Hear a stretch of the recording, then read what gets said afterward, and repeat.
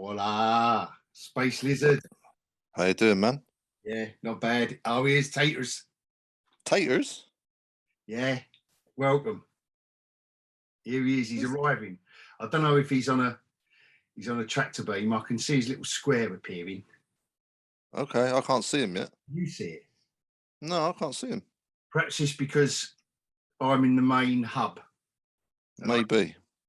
It's connecting. It's I can hear that. You know the dial-up? Yeah. I don't think Taters ain't gone digital. Oh, any? No, he's dial-up still. I don't know. I'm on a shitty laptop. Here he is. He's in a cave. Hello, Taters. Listen, I don't do this shit often. That's what she said. What does that say? It does. It proper sounds like you're in a Sarlacc pit. Well, I had my headphones. Here he is. My headphones. Here he is. In the next room all day. Someone, and I'm not going to mention any names, decided it's time for it to go to work and took another set of my headphones. Oh, I thought you was going to blame Rugrats then. No. You've got Rugrats, and they're the go-to for excuses, aren't they? Oh, I'm eating as well, so you're going to have to bear with me. You're all right. You're all right. I mean, Space Lizard's usually eating some form of. He's usually eating some life form or another, aren't you? I'm on beer at the moment, man. But anyway, welcome for your Beer? You have what? How do you have beer up there? Oh, I'll get it imported up here, man. I'm sure there's something to do with the physics of bubbles in space. Yeah, I think it goes to your head quicker, doesn't it? Yeah, it's awesome. Oh, hang on. My connection is unstable. Jesus Christ. Yeah, but so are we. His computer's unstable. Hang on, I just want to talk about the professionalism that's going on here at the moment, because me and the Hog have done this a couple of times now. We're being very professional, mate. You're still eating and everything, man. What's going on? See, this is the typical representation of humanity, Space Lizard. I've spoiled you, really. My professionalism. Is that what you're saying? I don't get. Hog's even had a shave. Often. Hog's even had a shave. Look at that. And I know. He had a shave. Look all smooth. Look, no prickle. Yeah, but some people wear it well. I thought tonight I'm going to be nice. I'm going to be smooth. I'm not going to be prickly. No, nothing. I'm happy. I'm happy. Space Lizard, you've been away for a while. Yeah, man. Yeah. So anyway, travel back. Listen, this is a different format. So we've got Taters, Space Lizard, Hog. Let's get right into it, right? Let's get right into it. Rings of power, guys. Come on. Space Lizard. Now, me and you, normally we have a little bit of a preamble. So you kick off your thoughts on Rings of Power. Then Taters, you have a pop. Cool, man. Come on. Rings of Power. The world's been waiting. In my professional opinion, let's go. Very, very blah. Very blah. Like literally, so it looked beautiful, I must admit. It looked very shiny. It looked stunning. And the amount of money they put into it. But nothing really happened. There was nothing to connect me to the characters.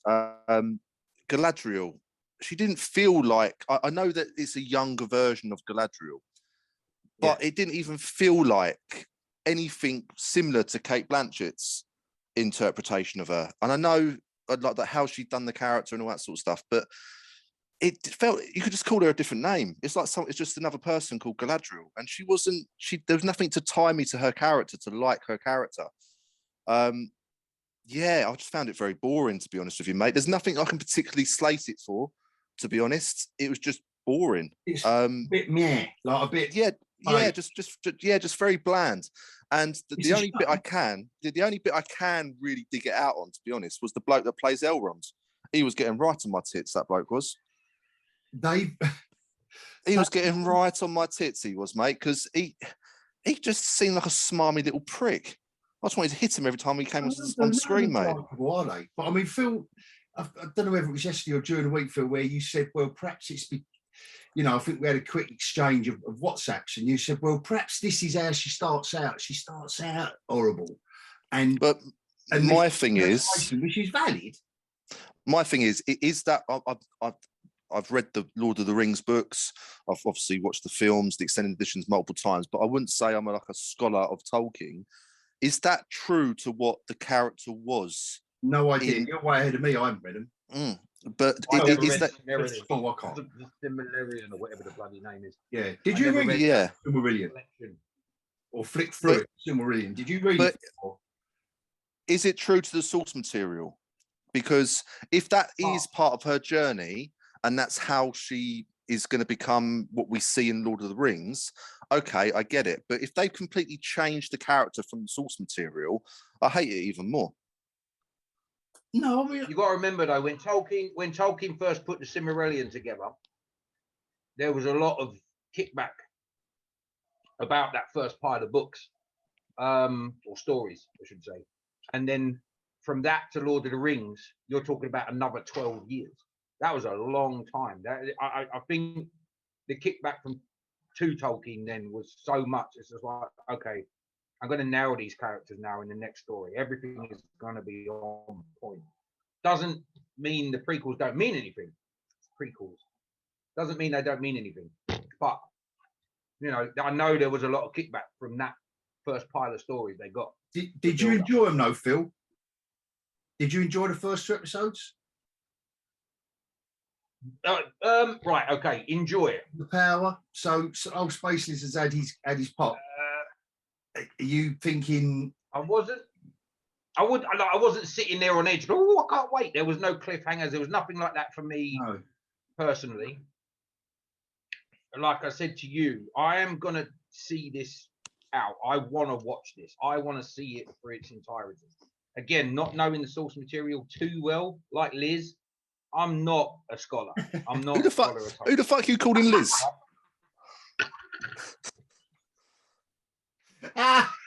Who the fuck are you? How did I miss that? How did I miss not calling him Liz? All right, this ain't starting. Anyway. Right, Tayters, you've just joined. Right. Stop taking the fucking piss. Good old Liz. Listen, it's 2022. It's 2022. You can fuck off as well, Hog. You can identify. You can even get a part on a cameo on She-Hulk now, because you're a lizard and green bird. Oh my god, you're there, man. Yeah. So Phil, you're saying you're going to give it a chance. You think the story's you're trusting the showrunners to unravel the story across 10 episodes. You're saying, all right, correct me if I'm wrong while you're eating. You're saying this is where Galadriel starts. It's her arc, it's her story, and she's going to be more like the Galadriel we come to know and love at the end of these 10 episodes. Give it a chance. Absolutely. Yeah, I'm willing to give it that chance. I love nothing's really. I've never been one for books, right? I'm going to say that I've never been one for books. I have literally read a handful of books in my entire life, cover to cover. The first book I ever read cover to cover was Lord of the Rings. I am emotionally attached to Tolkien for that. And you're not wound up, right? And you're not wound up by Rings of Power. No, I'm not wound up. I'm not wound up. Explosive stuff in it. Rings of Power. No, that's it. I'm not wound up. It was a little bit boring. It was a little bit like not much happened. Again, as we spoke about, stunning looking. It does look. I must admit, they have made it look beautiful. Everything is absolutely epic from that point. And I mean, the world building, not the costumes. Happening. I think some of the costumes are a bit shocking, but world building. I think I just want to add to my summary. Go on. It's stop with that fucking Liz shit, man. I'm feeling like I'm the only alien species here, and you're both ganging up on me. This ain't right. Yeah. No, I'm not having that. Listen, I'm only part human. Oh, okay. Part human, part hog. I think overall though, it's not as bad as what I thought it would be. I thought it was going to be bad, but it's nowhere near as bad as I thought it would be. It was just very boring. Yeah. And when something's boring and not engaging you, you instantly turn off. So you can't really sort of analyze it that well because you turned off because you're just so bored. You're not attached to it. It's amazing how low do you think our bars are going to get in another couple of years. Like when something like this hits the screen and you're thinking, oh my God, oh, and the bar, why we keep lowering our expectations, don't we? When something like this comes along, this is where we're at now. Like with She-Hulk, like with a load of other stuff that has been, you know, it's mostly Dismal minus, to be fair, but not exclusively theirs, not exclusively. But anyway, we've lowered the bar so low that when this shit comes out, we go, oh, it wasn't as bad as I thought it was. I'm going to see it through to the end because, you know, the character who we come to know and love, this is nothing like it. This is a villain for me. It looked great. It was so boring. It was like an amateur dramatic society's version of Silmarillion, where you go to your local, theatre, and the curtains part, and then you've got these people dressed up in their cheap costumes, going, "Wherefore art Galadriel?" Then you've got Galadriel. She walks in from the side of the stage, and she goes, "For I am Galadriel." And then you get someone else walk on through the cardboard set, and you see the cardboard set wobbling, and he goes, "I am the villain Sauron." And they're projecting their voices, and it's all very, and they're like this, and they're holding there, and it's all very Shakespearean. The dialogue. Oh yeah, dialogue weren't great. I'm watching the screen. I'm sat there thinking, they might as well be talking about the weather. Yeah, they weren't talking about anything. Dost thou see yonder cloud? It looks grey and dark. Is this a portent of bad omens to come? Forsooth, is it Sauron? And then that's the end of the episode. Nothing's fucking happened. Hold on a minute. You sound like you're joking. You did this, Sauron. Where is Sauron? So I'm guessing you didn't. So I'm guessing you didn't like it then. Soapy titwank again. So it really is the soapiest, and I wouldn't mind if they really worked up a laugh, but I haven't even done that, to be fair. A lava. Soapy titwank. You got to work that lava up, mate, either with the breasts or the shaft. Are you making notes now, Phil, or still eating? No, I'm still eating, mate. I'm still eating. Well, I've got my special bottle for the HogCAST. It will be on Amazon's website, mate. Cool, look at that. That's a lovely one. This bottle is on Amazon's website. That's obviously ergonomically designed. I'm surprised my wife didn't take that to work with her to write a little reminder. Or no, a little reminder of the boyfriend if she's got oh no, we won't go there. I was going to talk about the colour of the liquid in it. Did you suck on that while you was watching Lord of the Rings? Diet. Yeah. Put your shaft away. I didn't suck on it. Why I can wait for the next episode. But yeah, I don't even know if I've got the energy to watch episode 3. No, I'm not buzzing for it. It's going to be a chore at the moment. I'll be honest. It was really, really. I'll tell you what. But let me throw this in then. So we're all commenting on it. We're all saying, "Oh, a bit boring, a bit slow." I think we're all kind of agreeing it could have been a bit sexier. But I've got to say, what about? I also agree with the Elrond character. Oh Jesus Christ! Oh, they all look effeminate. Look like something out of the Office. He looked like something out of the Office. Yeah. He literally looked. He came across. It's like comparing to someone from the Office. It's that smarmy one that's always getting the promotion, is always stabbing everyone else in the back. That's how he felt. How good is it? You know what I mean? How good is it? They have a little walk, don't they? Because we know all about the walking. They've copied the old Dismal Miner. Said, "Now let's have a walk and a talk." So, Elrond, he said, "Oi, you want me to get the dwarves to help you out? Let's have a walk to Khazad-dûm. Let's have a walk to Moria, yeah?"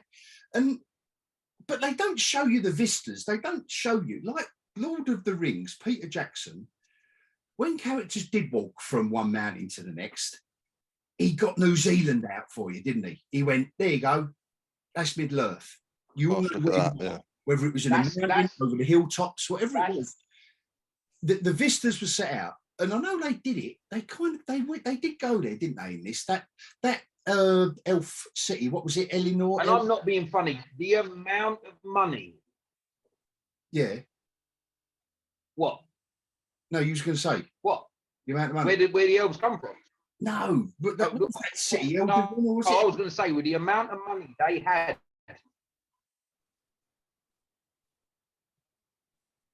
We've lost the satellite link to Phil. Yeah, I'm starting to cut him off. He's annoying me. He's got a big changes. Yeah. But what was the point of them going there?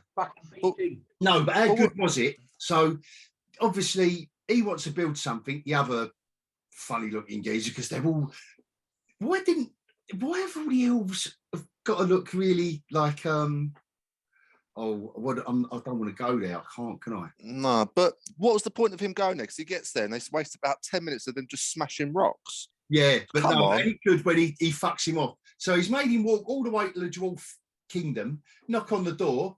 Oh, I challenge you to waka waka waka. What's waka waka waka? I don't know. Where did that come from? Why did they have a chat about waka waka waka? Like, oh, imagine like they're showing you're both having a walk to Khazad-dûm. Oh, I wonder what's going to kick off. I'll tell you what's going to kick off.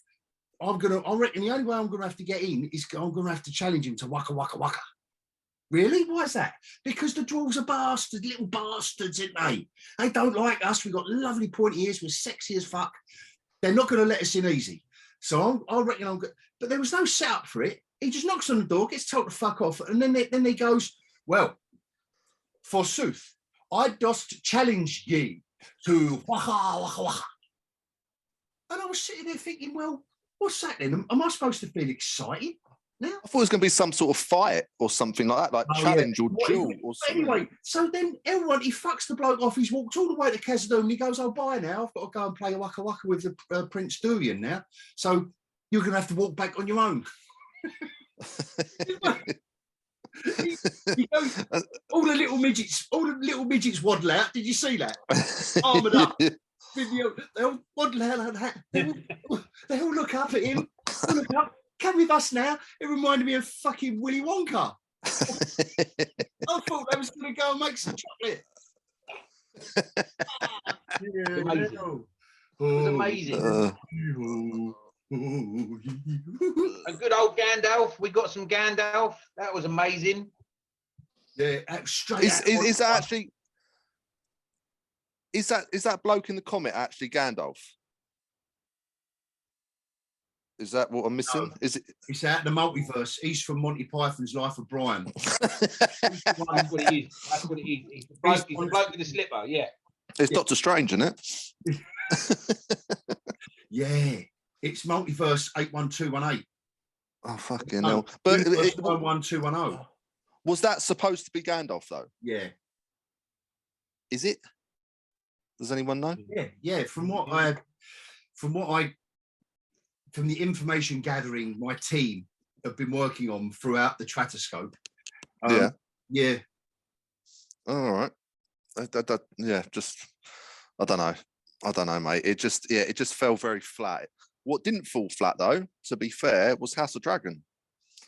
I enjoyed that. So much better. That's how I enjoyed it, man. That's how you do it, isn't it?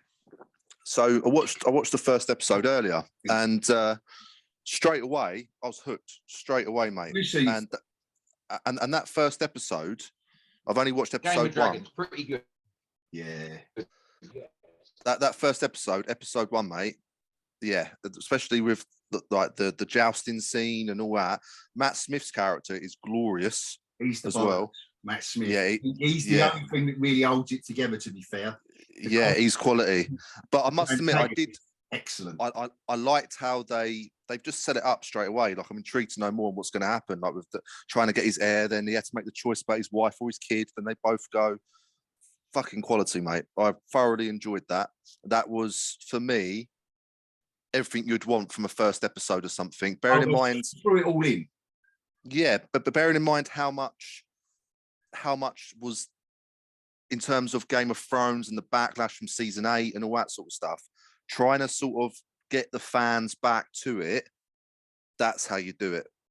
That's how you do it, mate. I thoroughly enjoyed that. At it, Lizard? Yeah, 100%. 100%. Everything in there, like tits, arse, violence, gore. Yeah. Like to make amends, but at least they tried. You could feel it was all over the top, and it was a bit of a mess. I think the first episode, but a glorious mess. Yeah. There was so much. There was so much going on. Oh, Damon turns up, and then it's a light. This is the best thing I've seen him in. Yeah, 100%. And the way. Oh yeah, and what do you think? What do you think about the actress that's playing whatever her name is, Rhaenyra? Yeah, I like her, man. I like her. I do. I mean, a lot of people are slating her and all, but I think as you haven't seen episode 2 yet, but no, I'm looking forward to that. 2, if you enjoyed episode 1, and like I said in my little video that not many people bothered watching, because I think there's a lot of apathy out there, not just like make shit videos, but there is a lot of apathy out there, I think, for House of Dragon. It seems like everyone's getting really, really excited over Rings of Power. Really excited and over the top. And it seems like House of Dragon is kind of, there's not a lot of, I'm saying there's not a lot of pressure on it. There was to make up for Series 8 of Game of Thrones. Yeah. But it seems like they're just doing it. But episode 2, if you enjoyed episode 1, I can't wait. Episode 2, it's going to be a treat. Episode 3, from the trailer with the Krabby Patty eaters and all that. Fucking love it. Oh, Mr. Krabs. Oh, I'm looking for. He's in the pineapple under the sea. Oh yes, I'm looking forward to that, man. Like I say, like the whole episode was just, I thoroughly enjoyed every second of it, mate. To be honest, and it did definitely make up for season 8. You can't compare it to Game of Thrones, but it felt like Game of Thrones. It felt like it was in that world. Whereas Rings of Power, you could literally change the names, the characters, and that could be its own separate show. It didn't feel like it was part of what, I know we're comparing it to what Peter Jackson made, but it doesn't feel like it fits into that world. It feels like something different. Yeah, I think if it didn't have Lord of the Rings on it, and it was just a fantasy program, I can't help thinking it might have helped him out a bit more, as regards pushing all the expectations to one side. But I know let's not get into that because it's a double-edged sword. People might not be interested bother watching a new fantasy series unless it's attached to a book series. It seems to be, the template. We can't have an original something. It's got to be based on someone's something. But for me, Rings of Power is a villain setup. If you went into that, and Galadriel was called Bob, I would think that Bob was the villain. Bob, yes. Very much Blackadder. Bob. But I would have been thinking that Bob, she's obviously the villain here because she leaves all her mates, like, when they're all going through the snow and this is the start of the epic journey. The minute like someone falls behind in her group to find Sauron, she goes, don't worry, leave him there. I thought we can't leave our team behind. I mean, what kind of team leader? It's interesting. It's interesting. You said, I'll let him die. Yeah. Right. And then someone says, no, we can't. And she goes, she has the right arm, doesn't she? She goes, what's her reasoning? Right then. What's her reasoning?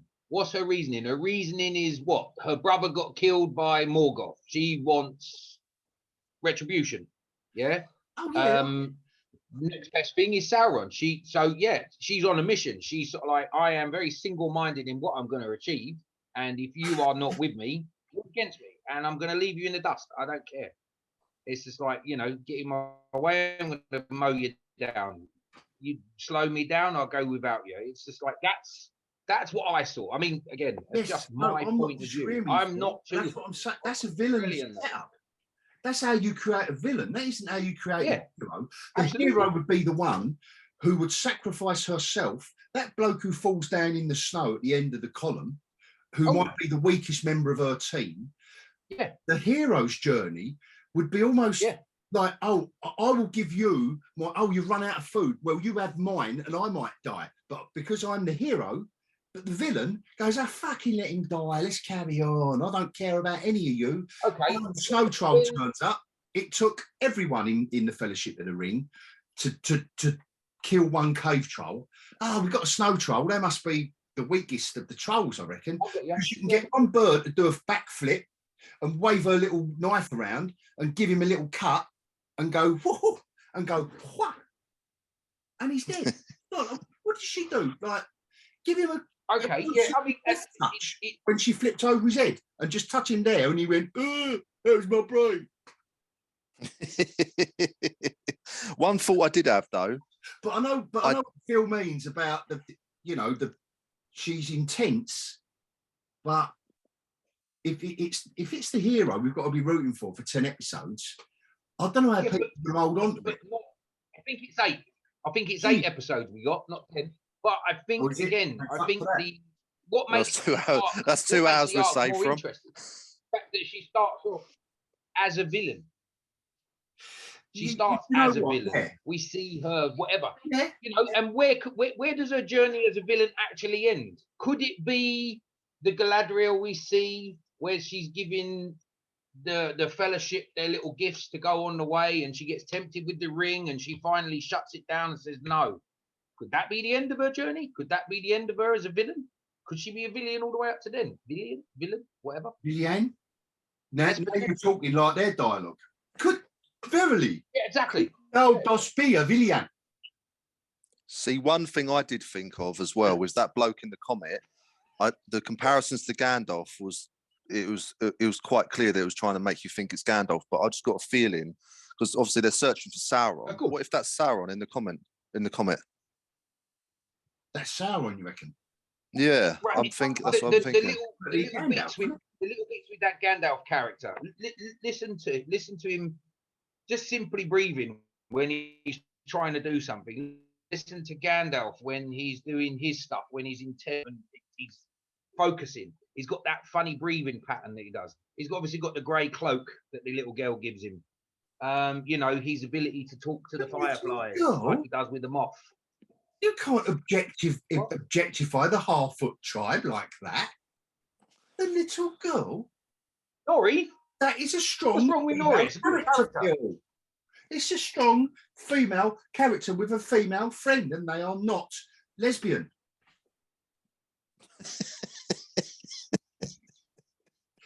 But they always wake up every morning with and they can identify as 6'2" if they wish.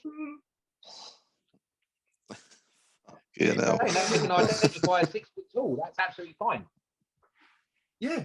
You can't call them little girls, Phil. You're going to have to retract that. I'm going to have to edit. Oh, I'm going to have to do a load of editing here. I'm going to have to edit. She's a little girl. Shut up. Well, I don't know about you, Space Lizards. We don't normally go there. No, we don't. It's getting a bit heated, man. Things. That's fine. You don't have to. No, whatever. Anyway, what was the biggest mistake of Rings of Power? With the amount of money they had on that bloody show, Peter Jackson not being there was the biggest mistake on that show. Didn't even go anywhere near him. Exactly. Yeah. How can you have that much money for a show and not see the guy that effectively set up your entire franchise? Apparently, he actually reached out and offered to read all the scripts and to go through it with them, but they never got back to him. Well, lucky for him. He dodged. I'm really intrigued to see what old Bezos' son thinks of it, because Bezos' son is quite into Tolkien. And I mean, like a massive, massive fan. And apparently it came out that Bezos' son turned around to his dad and said, please don't fuck up Lord of the Rings. Yeah. Oh, he's fucked. He's fucked it. But his lowest comedy nominator, I think. No, I'm gonna say no, that is shit. It does look beautiful. I'm not saying any of the acting is bad, apart from the little girl and her mate. Yeah, Elrond's atrocious. He made me laugh every time he was on the screen. I'll tell you what does light the screen up. You know, like Damon, Matt Smith in House of Dragon. When he's on the screen and the princess and they're the chemistry they've got between them. Mm. I've got to admit, the elf of colour and the bird that he fancies in the village, the chemistry between them, I thought, yeah, wow, they're yeah, them two, those acting there, God, but they are so horny. They're very horny. Like, I see where they're not looking at each other going, yeah. The first minute we get, we're going to fucking rip each other's clothes off, aren't we? I'm going to make it, I want them ears between my back. Oh, yeah. That's Game of Thrones. That's Game of Thrones. The chemistry between them. And I know he come in for a lot of stick, the elf of colour, but I've got to admit, he's hardcore. He looks. Yeah, I like him. I like him. He looks very good like. To be fair, out of all the characters in there, in Lord of the Rings, Galadriel was winding me up. Elrond's just a prick. Yeah. That I don't know what that elf's name is, but he was my favourite one, to be honest with you, out of them all. Yeah. Durand. Yeah. No, very good. But no, Elrond of L'Oreal, he was What's really his name? What's his name? Elrond of L'Oreal. No, not him. The elf. Oh no, not Quift of L'Oreal. Forsooth, doth use L'Oreal because one is worth it. All elven folk are worth it, don't you know? Can you hear me? Yeah, can you hear me right. At the back of the theatre? They really missed the product placement, didn't they? They could have really done product placement. But there we go. They'll be coming. They'll be. You could see Elrond running up a mountain, dipping his head in a bloody stream, and oh yeah, with all the wind in his hair, in his quiff. It'd be Starbucks if they're doing product placement. That's it as well. Yeah. Why not? But yeah, we look the part, like, as in a character, and like I say, the chemistry between them two. Oh yes, yeah, absolutely. Oh, you know, the decent stuff. It does look great, but it goes back again to, if this was just a fantasy story and it wasn't attached to Lord of the Rings, I don't think as many people would be going, oh, fucking black elves and fucking Harfoots now, they're just a cheap hobbit. And I think if this was just Ring of the... No, I'm not going to go there. Let's just call it... Let's not think about Ring in the title. Let's call it a fantasy show. .com. If it was that, and it was just an elf of colour and a miserable tart who you think this could be the villain, she isn't Galadriel. This is what I'm getting at. If this was, that character would be intriguing. Like, I know what Phil's saying, it might be true. At the end of 8 hours of this, 8 hours, she might suddenly be transformed into what, you know, forsooth, Galadriel. But at the moment, because it's all linked and we're thinking, oh, fucking hell, Galadriel's shit, the Harfoots are crap, elves ain't black, etc., etc., we're not relaxing, are we, into it? But when you do relax, that elf and his bird, who he fancies, you know, like, already I want to see them get it on. And yeah. And they're already on a decent arc, a decent story arc, aren't they? Yeah, and that's the main thing. None of that other stuff matters. Storytelling. It's just... Yeah, they've set them up. Can it be, forsooth? This is this is a forbidden love. Can you hear me at the back, theatre? So they've set it up. They've set it up nicely, and you want to see them get it on. Yeah, come on, we want them to. And in the meanwhile, it looks like they're going to be put through it. And the kids in the middle as well. You know, no, I ain't going to go there. I ain't going to go there. Space Lizard, Liz, you knew where I was going to go with that. But you know what? Now I'm sober, I'm not going to do it. I stopped myself. I fucking stopped myself, and I'm well proud. Celebrate, have a drink. A brandy coffee. No. Look at that. Prequels, Nice. prequels are all the rage now, though, aren't they? but so I'll throw you a challenge, both of you. Go on then. If you were to do a prequel of anything, so any TV show, film, or franchise, and that hasn't already had a prequel, because prequels seem to be the rage at the moment, what prequel would you do? What would you choose? I don't know, but you've obviously, because it's a challenge. Oh, here he is. Look. Oh, here he is. It's like waiting for a tractor beam on the Starship Enterprise. Well, I did try and stun him from my spaceship up here, so he couldn't rejoin, but he somehow has. He's managed to do it somehow, so he's got around my advanced technology. Here we go. Look, he's on dial-up. Can't you hear him going? Shut up. Shut up. Doink, doink, doink. Here he is. Have I just got to repeat myself now? Well, we're used to that anyway, so crack on.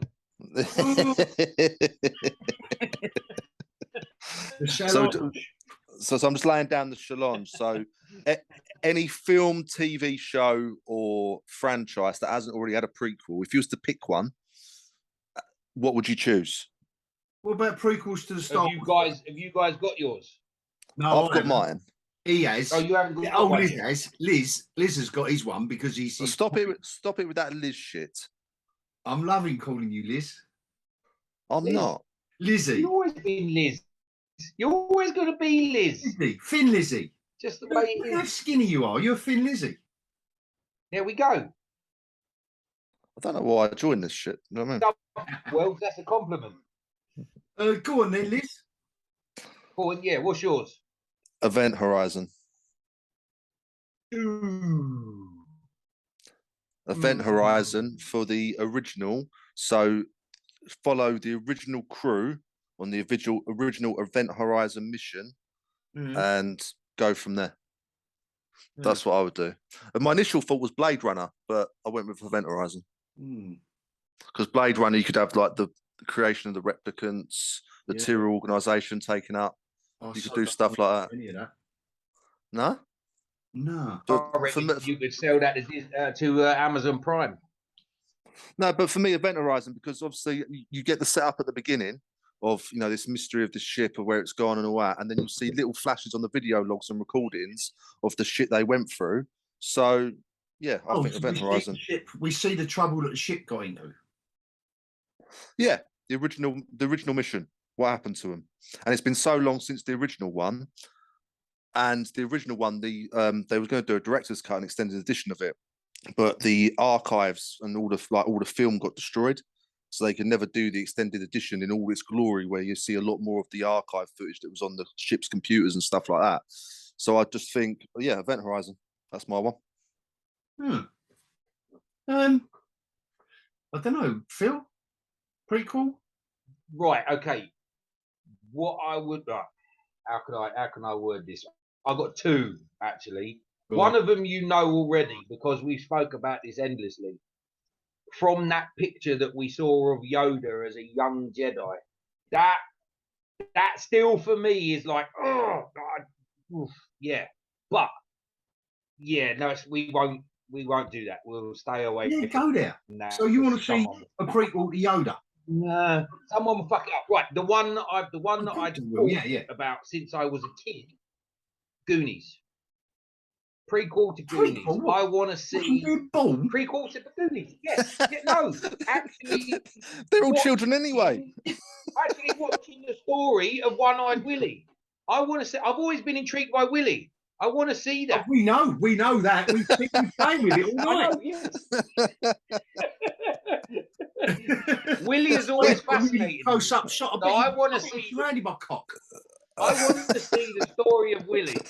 I want to see that. Him trapping himself in that cave, killing everybody, and basically blowing the cave up and locking themselves in with that octopus.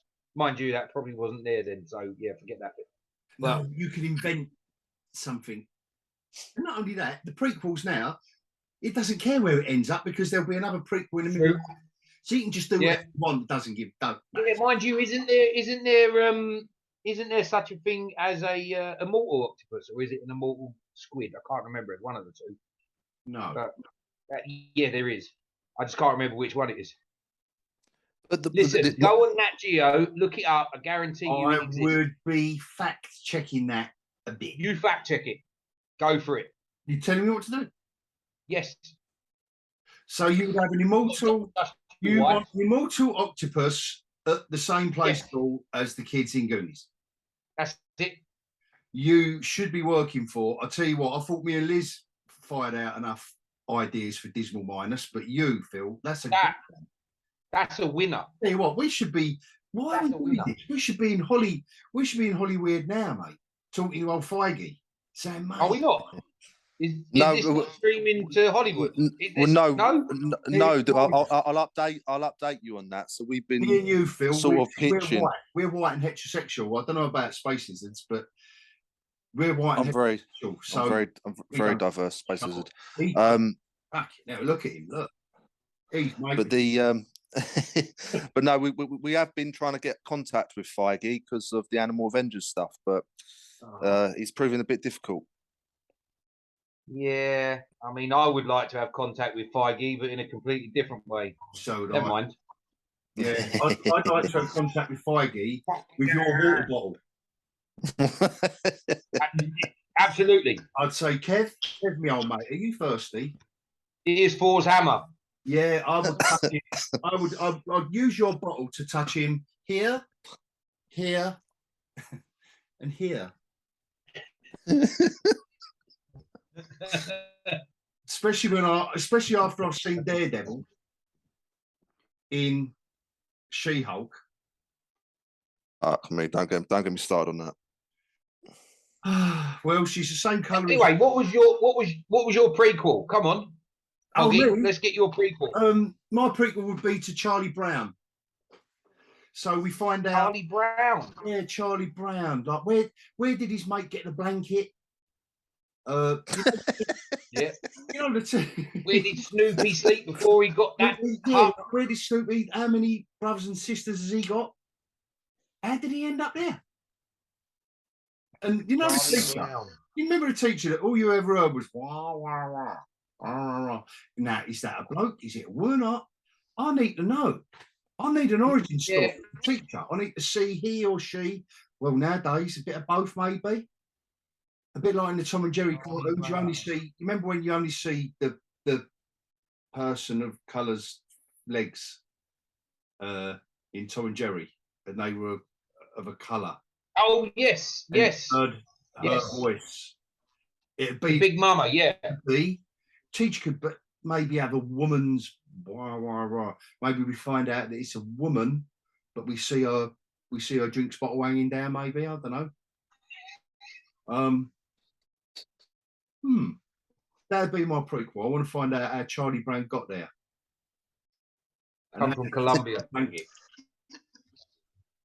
Does it smell, the blanket? I mean, it must smell now, mustn't it? Like it's always old. Well, isn't he a kid with flies around him as well? Yeah. Where are the flies at school? I wonder no one likes him. Snoopy, you know, he needs to liven himself up a bit. Perhaps he was lively. Perhaps he's been watching too much Dismal Minus on Amazon. I mean, I ain't seen Charlie Brown for a long time, but Snoopy was a bit of a dick, wasn't he? He laid down a lot. There's a lot to be said for that. Yeah, I'm sure he was a bit of a dickhead. Snoopy? From what I remember. Yeah. What are you doing knobbish things? What's that little... you and your knobs. Yeah, the little yellow, mate. The little Tweety bird thing that he had. Well, I forget the name of it. You know what I'm talking about. Yeah. You ain't thought this through, have you? What was that little bird's name? No, I'm trying to think of that little bird. He had a name. He looks at the bookcase for clues. No. I'm Charlie Brown. Anyway, there's too many fucking prequels. Let's tell the story in the mainstream. Nowadays, fuck prequels. Let's do the main problem with prequels though is, you know, when you do a prequel, you need to sort of get away from the characters that you know and love and just show some other characters in the history of that world. When you show characters that you know and love, you instantly lose the stakes. That's like what my trouble is going to be with this Andor show. No. You instantly know. I'm not fucking wrong. I'm not fucking wrong. Because you instantly know he's going to, whatever peril he's put in, you know he's going to survive and then get killed in fucking Rogue One. Or she. But it doesn't. There's no stakes to it. Whatever peril he gets put in, you know he's going to survive it because he's got to end up in Rogue One. It's like Kenobi with Vader. And why are you disagreeing, Phil? Why are you so vehemently? It's like Kenobi and Vader. For vehemently disagree with Liz. But it's like Kenobi and Vader. You know that nothing's going to come off that fight. He's fucking going now. No, so I'm just flashing the poster, the original poster, Star Wars. Right, anyway, well done. Andor is going to be a shit up. Andor is going to be a shit up season. It's going to be really. Talk about Andor. Why are you disagreeing with Lizzie's point of view as in prequels? No, he mentioned Andor and he said it's going to be crap. Set up to fail as a storytelling format. I think that's what you're trying to say, Space Lizards, isn't it? Look, yeah, because you know the end result of more or less every character. Why are you saying you are saying the nay? I say no. I say, but my reasoning is specifically that character. There's a lot of story to tell just with that character. We know he's going to die. We know ultimately he's on that beach, cuddling that bird, having a bit of a feel up before he gets annihilated with that shockwave. But there's a lot of meat on that bone. That's a good story. I'm not saying it's not going to be a good story, but what I'm saying is no matter what's peril or what stakes you put him in, whatever danger you put him in, you know he's going to survive. So instantly you can't buy into the danger. Who says that's on the assumption that there's going to be danger for him? We know we know when it comes to the rebellion, he is absolutely prepared to do whatever it takes. Again, we're back to that. Technically, he's the villain. He is going to be the villain. He's going to kill people. He's going to. No one's going to stand in his way. He does it to that guy in Rogue One. Okay, the stormtroopers are coming. I'm going to get caught if I'm lingering here with you. So I'm sorry. Boom, one in the back. I'm off. That's an absolute prick move. But for storytelling, that's like, what's this guy? How low is he prepared to go for the rebellion to make the rebellion work? That's the story I want to see. Like I said, they announced that TV show not long after Rogue One came out. Straight away, I was on board with that. I'm like, actually, this is a good idea. Out of everything that they've announced and cancelled and announced and cancelled and announced and cancelled, I'm glad this one went ahead because you've already got 2 seasons of it, mate. They've already done season 2. I know, yeah, they greenlit season 2 before season 1's even come out. How good's that? That's very poor business, to be fair, because if season 1's a flop, they're fucked. Oh, they've done that with Rings of Power as well. You ain't gonna flop. I know. They don't care. And they've done that with Rings of Power. I'm sure Rings of Power has got its 2nd season already. No, Rings of Power's a 5-season, aren't they? 5, yeah, it's got 5. They've got to do. That's what I'm saying. We've got 5 fucking seasons to come. The worst thing with a prequel, I mean, I'm finding myself on the fence between you two, which is a new position. As the actress said to the bishop, that's a nice new position for me to be in. Because in between us two. Yeah, on the fence between you two, because fundamentally a prequel, going backwards and filling in the blanks of a character, you're set up, it's fundamentally going to be a weaker story because of what Liz is saying. He's saying you kind of know if it's a story, it's not that story can't be told and it can't be a good one. But for me, it can't ever be as good as a story moving forward into the unknown, the stuff that we do not know where it goes. We don't know who died. We don't know who lives or dies. We do a prequel. Okay, the challenge. Let's do a prequel to Walking Dead. We know Why not? where it'll fucking end up. We know where it starts off in episode 1, series 1. Who gives a fuck what Rick did? Like, I don't know. What Carl? You want to see that, though? Carl used to play with. Oh, Carl. Don't. That's my action man, Carl. That sounds fascinating. Move forward with your storytelling. Don't keep picking, plucking, and no one's asking for it. No one is asking for a prequel. You know, No. Well, like I say, no one is asking for a prequel about him. Now we know a lot about him. He's the most boring turd in the galaxy, isn't he? Like, no one gives a fuck. Boba Fett, and I'm not even being like.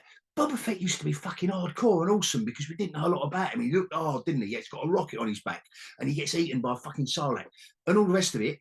Now what is he? The crime lord doesn't commit any fucking crime. Oh, he's like fucking.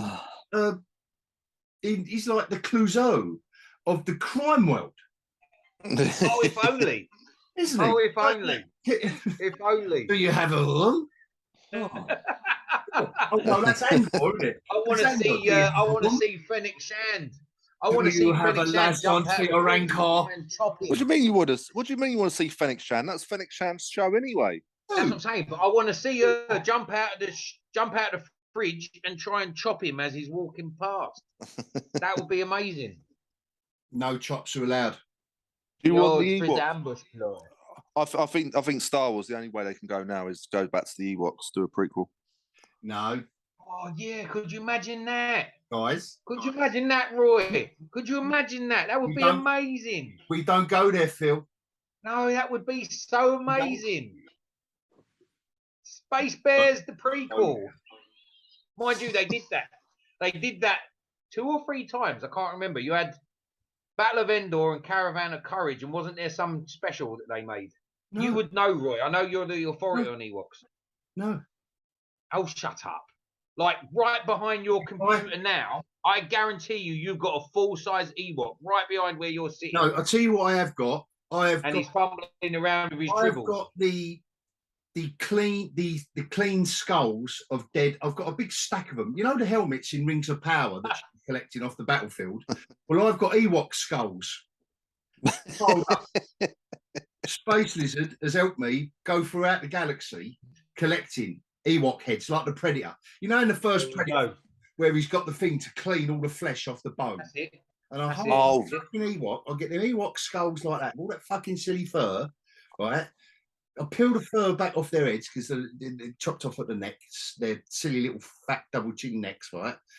And I peel back fur, yeah, and then I'll use my little blaster to get all the fucking flesh off, and I throw it on the pile. Now that is it's quite personal to you, isn't it? Now that no, I eat their eyes first. To be fair though, that you just come up with a great idea for a crossover: Predators versus Ewoks. Ewoks. Yeah. This is getting good. There we go. But can you imagine landing on Endor? Their little spears, and you see the red dots. The thing is, he just fucks them right up. That sounds. And then you see as one of them get hoisted up the net. Come on. These little chubby legs go.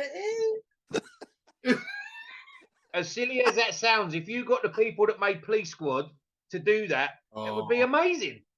Oh, this is what we've been looking for, I think. Versus Ewoks. Fuck. Boots. That is the one. You're right. And look at the casting. You can cast big, freakish, tall people and little, freakish, little people. Doesn't matter what fucking. Can I just say something? It doesn't matter what program they've got. Say something. Because they're covered in fur. To all the large people and all the short people, I don't think you're freaks. I don't necessarily agree with him, but you're not freaks. You're just tall and short. Don't go there. You're too late for that shit. You set your standard. I wouldn't use the word freaks. I think to be fair, considering how well the Ewoks did against the Empire, do you think the Predators got really much of a chance? They're going to fucking Predators up, I tell you. They're going to have them little string nets. Yeah, them little string nets, and then they're going to trip a few up. But even with their invisibility cloak, they're going to have a couple of Ewoks hiding behind a tree, and then they're going to have a rope between them to trip them up. Oh, yes. That's it. Oh, mate, spears a lot. Imagine this predator just falling over, and then loads of them, they just bundle him. All these Ewoks, they just bundle this predator, and he can't use any of his weaponry. And then one of the Ewoks with stubby little furry fucking fingers like that, look, going on the little predator, and then it goes, now go, ah! Well, that the whole lot could be the end. That could be the end. They blow up all the Ewoks as well. So all the predators die, all the Ewoks die. But again, if you get the team from Aeroplane, and they can make that movie, and it would be amazing. I can imagine Frank Drebin walking through. Yeah, you can have Leslie That Nielsen would be amazing. Solo cameo. Leslie Nielsen could play the Predator. Yeah. Oh, fucking hell. That's the crossover I want to see. In the background. Animal Avengers. That's a side project now. That's a side project. Yeah, man. It's all about the Ewoks versus Predator. It just looks like a load of people dressed up as cuddly toys walking around. What's that? Why don't you like them? I really don't get this hatred. Because he got beat up. It's a dark story, really. So, and it resonates now. Watching Rings of Power with that dialogue and the soppy Harfoots, it's pure soppiness, right? Lord of the Rings, I took my son to see that as he's growing up, and I was proud of it. The Star Wars prequels. This is not science fiction. Let's call it science fantasy, but you know, within all the the first Marvel films from comics. Now, when I was at school, comics, science fiction, aliens, fantasy, what little hobbits running around and wizards. You were laughed and beaten up. You were laughed at and beaten up, right? So, Star Wars comes along. 2000 AD comes out. The Marvel comics, Dark Knight comes out. Watchmen come out, like the late 80s. So, and I'm coming up to my senior years. So I'm 15, 16.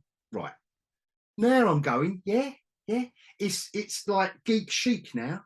It's like the fucking Big Bang Theory. You know, they're cool. Right up until Return of the Jedi. So we had Star Wars, excellent, blew the world apart, and the Death Star at the same time. Everyone's into it now. And now I'm not the silly bollocks reading comics. Oh, Beano and Dandy. So I'm in it now, you know. And then Empire Strikes Back comes out. And in the meanwhile, you've got Alien. And I know this is a bit fragmented, but you've got Alien, Blade Runner, Conan the Barbarian, etc., etc. You've got some big films coming out that just add to the whole fucking thing. And then Return of the Jedi comes out, and I'm fucked again. I'm fucked. They come out of that fucking cinema going, Ewoks, mate. But, yeah? This is cool, is it? I'm back to square one again. It doesn't work, does it? It didn't work for me. I come out of there thinking, it built up, first film, rocked my fucking world like it did a lot of people of my generation. Empire Strikes Back, you're just sitting there thinking, they've done it again. Like, wow. And all those films I mentioned in between, and I'm sure there's dozens more. And then the culmination of it is Return of the Jedi. And I'll blame them fucking things. No, I blame them. Did you have counselling? Yeah. But he was small. He was small and quite hairy as well. So I kept having these flashbacks. I think I was on the wrong medication, to be fair. And I broke his neck. That would explain quite a lot. I've only just got out. I had the mask on and everything. They trolleyed me in. But that was a step too far. Come on, Ewoks was a step too far when you're watching that. It was. They're pretty pathetic, to be fair. Tiny little step too far. Oh yeah, thought they were yeah. sweet. Yeah, I'll need to see a predator massacre the fucking lot of them hanging up. You could do 2 at a time, couldn't you? Because the predator would just get 2 of them and just rip the spines out of them. You see the skulls dangling at the fucking heads. I want to see the predator with his big fucking. They're high pitched screams. I want to see the predator with his big fucking claws just come out and just go straight through one of their faces. Yeah, or that That'd be good. in the first film. Yeah, mate. Fucking face. So Predator and Alien versus Ewoks. Prequel. Oh. Oh, you 2 drifted right off course then. Boy, hang on. Are you okay being alone tonight? Are you? Hang on, give me a second. So I have generally drifted off course. Hang on. Drifted off course. I need to sort something out real quick. Are you recalibrating? Yeah, give me 2 seconds. 2 seconds. He's playing billiards with planets. I was about. I just had to avoid a satellite quick. Fuck me. We did drift off course, but no. Again, like I say, the prequels. I do agree with what you said, mate. You can tell some good stories, but again, like you say, the story's never going to be as good as the original because you know where it's going. I've got nothing wrong with setting something in the same world. Just have it different characters within that world, so that way we don't. You can't ever do it. I'm not saying you can't ever. Yeah. Do it. Let's get back on track. I'm not saying you can't. Andor. Woo! And there are interesting characters that you think, oh, they can embellish that story. Like we know that the main character might live to fight another day at the end of this film, but the people around them, you can set up good stories for. Yeah. But it still does feel like that's why I'm really on the fence between you 2, because I see what you're both saying, but it's never going to go further than what you already know. Mm. It's like and I think we're all in agreement. I think most of the fandom is in agreement that Rogue One is a decent Star Wars film. I mean, it's one. Oh yes. I really do that film, and I think most of the fandom's in agreement. But fundamentally, sorry. We know what happens beyond that. We know what happens. Yeah, but Rogue One is how you do a prequel. Rogue One's how you do a prequel. So it's set in the same world. You know roughly what it's going to set up, but you don't know anything about those. But you don't know nothing about those specific characters. So that way, you can get something new out of it and fresh out of it with having that little bit of nostalgia at the end, and that's why Rogue One worked really well. I don't want to see a prequel of a prequel because that's literally what it is. Yeah, it's a prequel of a prequel. I've got to admit, no, are you 2 not think? I mean, I know Phil is going to say yeah, but Liz, are you not liking the look of the trailer? Contradicting exactly what I've just said. The trailer did look quite good, to be fair. I've got to admit, I'm still, they still get me excited. Yeah, they do. I myself, I can't blame them because they're gonna peddle this shit for a good couple of decades yet. So I've got to with it. But so it's my fault. I let them reel me in because I've got to admit, apart from the bloke at the top of the tower with the drums, and I thought, what the fuck are you doing? Other than that, the two trailers. Is it 2 trailers they've shown us of Andor? Yes. Like decent. Was one of the trailers this is my point. Yes, ultimately he dies. Yes, ultimately we know that. Does it mean there's not going to be a good story along the way? There can still be a good story.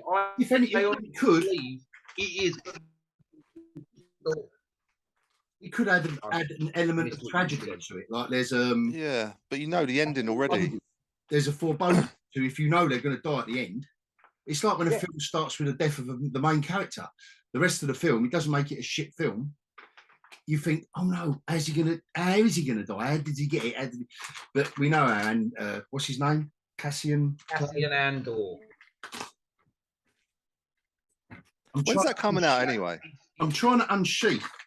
15th of September, 14th of September, something like that, or 12th of September. Oh, so it's sometime in September. So it's not far away then. It's not far away. No, not at all. Not at all. Well, season 2, 15th of August or something. So are next we year. predicting good things then? I hope that, well, again, Looking good. fingers Looking crossed. good. Are we predicting good things, or Fingers crossed. so you're saying fingers crossed, but deep down in our hearts, what do we think it's going to be?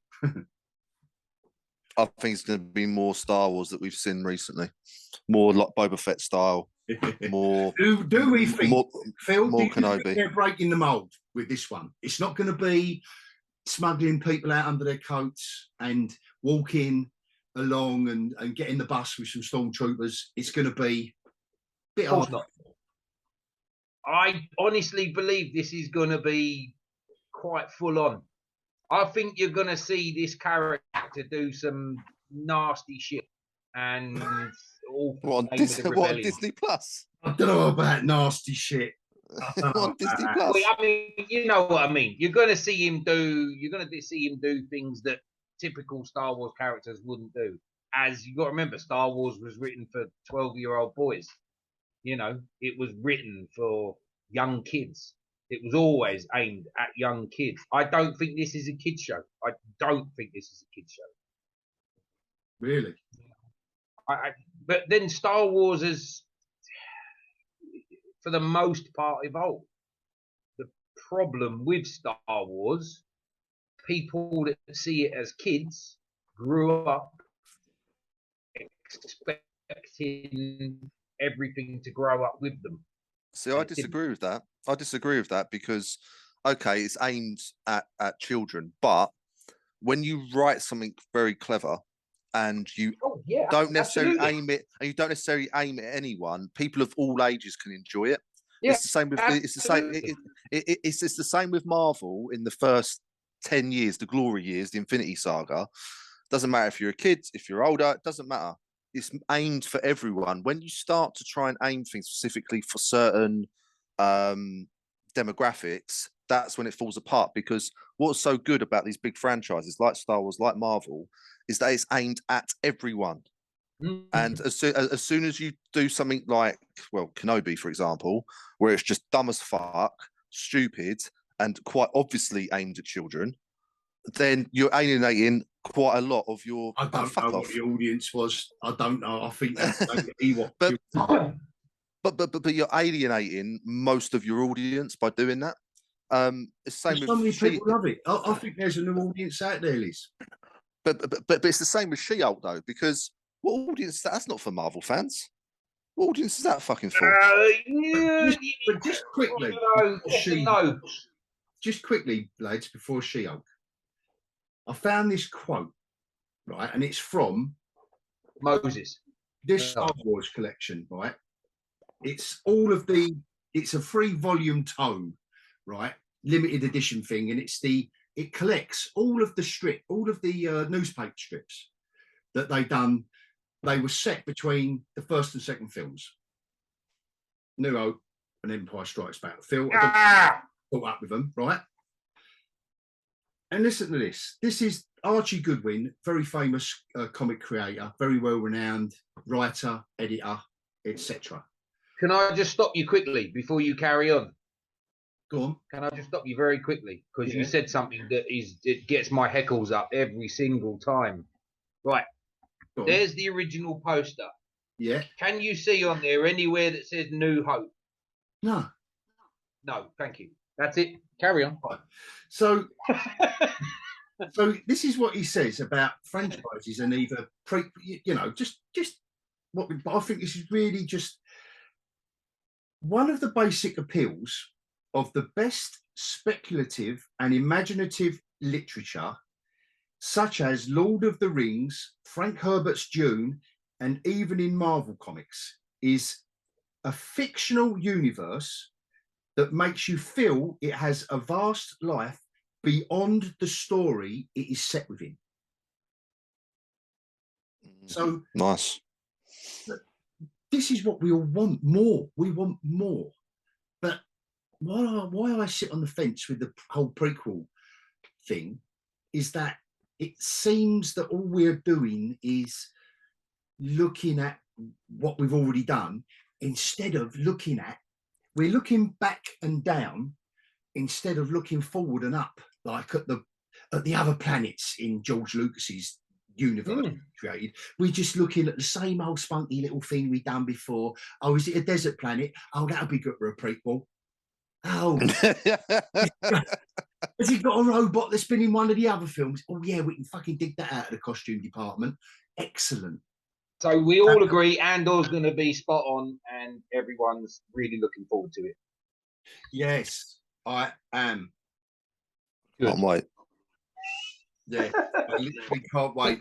My 1st of September. My VCR is going to be stacked up with episodes of Rings of Power, She-Hulk, and Andor. I might have to buy a brand new cassette. Otherwise, I may have to. I might accidentally tape over the book of Boba Fett. Fine, you can do that. It's not a problem. You're allowed. Anyway. Is that allowed now? Is that universally? Is that the one that? Is that the one that everyone said? Nah.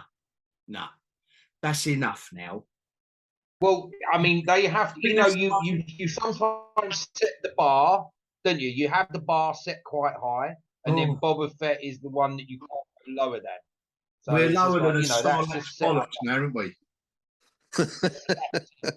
Yeah. Boba Fett was the only saving grace in Boba Fett was Cad Bane. That was it. And no one knew who that was, did they? Unless you I did watched. Yeah, but listen, a lot of people watched a lot of programs to let so that those people knew what that character was. But exactly. Back in the day, you would tell stories. Yep. That it's someone's first episode. Oh no, that's true. Someone's first episode. And if you're not telling a proper story, then and you need all of that shit behind you, just so that some alien can turn up. And he did look cool. For free. But they wasted. Well, that's the thing. They wasted 2 episodes. It looked all right, didn't it? You thought, oh. But they wasted 2 episodes. They wasted 2 episodes on basically doing Mandalorian season 3, episode 1 and 2. When they could have easily done some more stuff with Cad Bane and started building up that rivalry, so you didn't have to watch Clone Wars and all that. They could have built it up in those 2 episodes. It should be. They could have done a lot. They could have got rid of the Vespers. Could have got around to the little spinny bloke. He could have gone. They could have got rid of lots of that. That was a highlight of the show. What, the spinning? The high speed rate. I mean, that chase was incredible. We thought the French Connection had a good chase scene. We thought To Live and Die in LA had a good chase scene. Blues Brothers, but fuck me, it took all them years. They showed us how a chase. They showed us how a chase. No, one of the best slow chases. No, they didn't. That was the build up to the Leia chase in Kenobi. Oh yeah, that was the build up. That was here's how you mess a chase scene up. And here's how you really fuck it up. Do you know what I would love to do? You know the old. I can imagine because I've known you quite a while now. Not an Ewok. It isn't a dead Ewok and skinned alive. No, it is. You know the old cosplay that is so like prevalent now in the the conventions. Yeah. Is go as Obi Wan, but with in a big coat. In a big and cosplay what would you call it? You would call it the Kenobi, like Leia escape Kenobi, like all you've got is a Big Mac on. You've got a Big Mac, you're naked underneath because you know you're going to see a few Leia cosplayers and all that, so for later on you're prepped for later on, but in the meanwhile you are the Leia escape Kenobi. That's it. You've just got a big bulge under your Mac. That's a good. You're going to get stopped as soon as you enter a Comic-Con with that, mate. They're going to be asking you. Well, I mean, you've got Star Wars Celebration coming up in April. You don't get stopped. You should do it. You really think so? I think they'll have a poster. They'll have a poster of me. You can dust off your old Mac. You can dust off your old Mac that you've got No in the cupboard. dusting needed, mate. No dusting needed. That is in pristine nick. That is used. It's like Trigger's broom. My old Mac is like Trigger's broom. We learned something from that bloke. We Trigger. learned something from that bloke. Yeah, Is Trigger. God like rest the his soul. of Disney Plus now. Trigger. Just give it the Trigger. He's on the go 24 hours a day, that bloke. But with his new broom. At night. He works for Amazon now, apparently. Yep. I can imagine. So, there's a lot to clean up there. So we went right off track, didn't we, with Ewoks and Star Wars and Andor. And now we're She-Hulk. in Peckham. She-Hulk was good, wasn't it? She-Hulk, yes. It was the bollocks, I thought. Everything I wanted. The big, fat, hairy testicles, yeah. And I did it again. I did it to myself. I did it to myself again. Episode 1 was very hopeful. I went toe-to-toe. Phil, controversial. No, I wasn't. Me and Liz, we went toe-to-toe after episode 1, mate. I was going, Lizzie. Stop calling me fucking Lizzie or Liz or anything He's like not that. calling you fucking Lizzie. No, anyway. that's not right, man. No. I respectfully request to not call me that. I had an ex called Liz. In my culture, you have to eat your partner if you're breaking up. So it brings back a lot of memories. Please do not call me Liz. I ate my partner long before we broke up. Weakness, we're going to keep fucking doing it. Look, I know you're a piss-taking race, but fucking hell, come on. In my culture, we eat our partner as often as we can. Anyway. And I thought I went off in tangents. You went what? Sorry? She-Hulk started off all right. But No, it didn't. No, it didn't. I'm with you. Liz disagrees, but I thought it romped. And I thought it was. Oh, you're breaking up. You're breaking up, taters. Polish your taters. Peel your taters. Thanks, BT. Well done. He's back. Yeah. Bloody internet. Anyway, right. Go on, taters. She-Hulk. Episode 1. It was hopeful. It was fun. It was a little enjoyment and not to be taken too seriously. Yes. So we can all analyse. I'm agreeing with all of that. But yes, Liz he was fuming. He just got the ump because she was green. Right? If she'd been grey Hulk, he'd been absolutely fine. I'm fucking green. I've got nothing wrong with That's green what I mean. people. I've got nothing wrong with green people, man. It's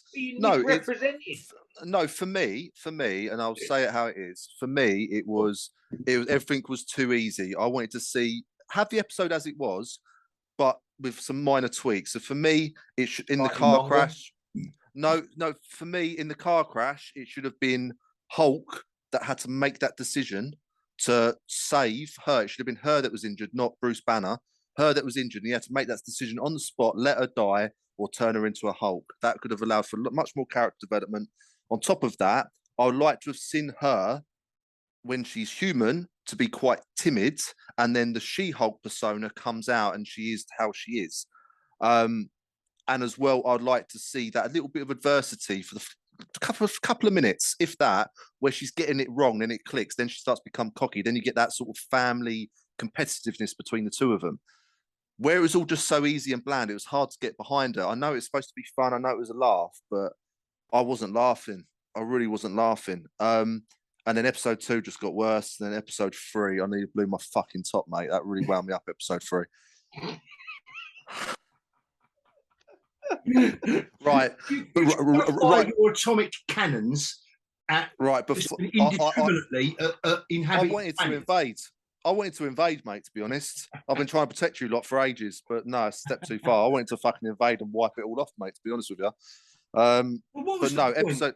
But at what point did episode 3, like, listen, we're in agreement. Episode 1, we're not. But again, the episode 1 thing, it boils back to expectations. Mm. And I went into that show like what Phil was saying a minute ago about the book of Bibby Fat, right? He knew about Cad Bane and all that. And although the character looked cool when he turned up and you had all the fucking spaghetti western music going on, I am a geeky old hog enough to know what they're riffing from. But it just would have been cool for those of us that hadn't watched 1,000 hours of extended universe, if they could have set that character up maybe somewhere along the line.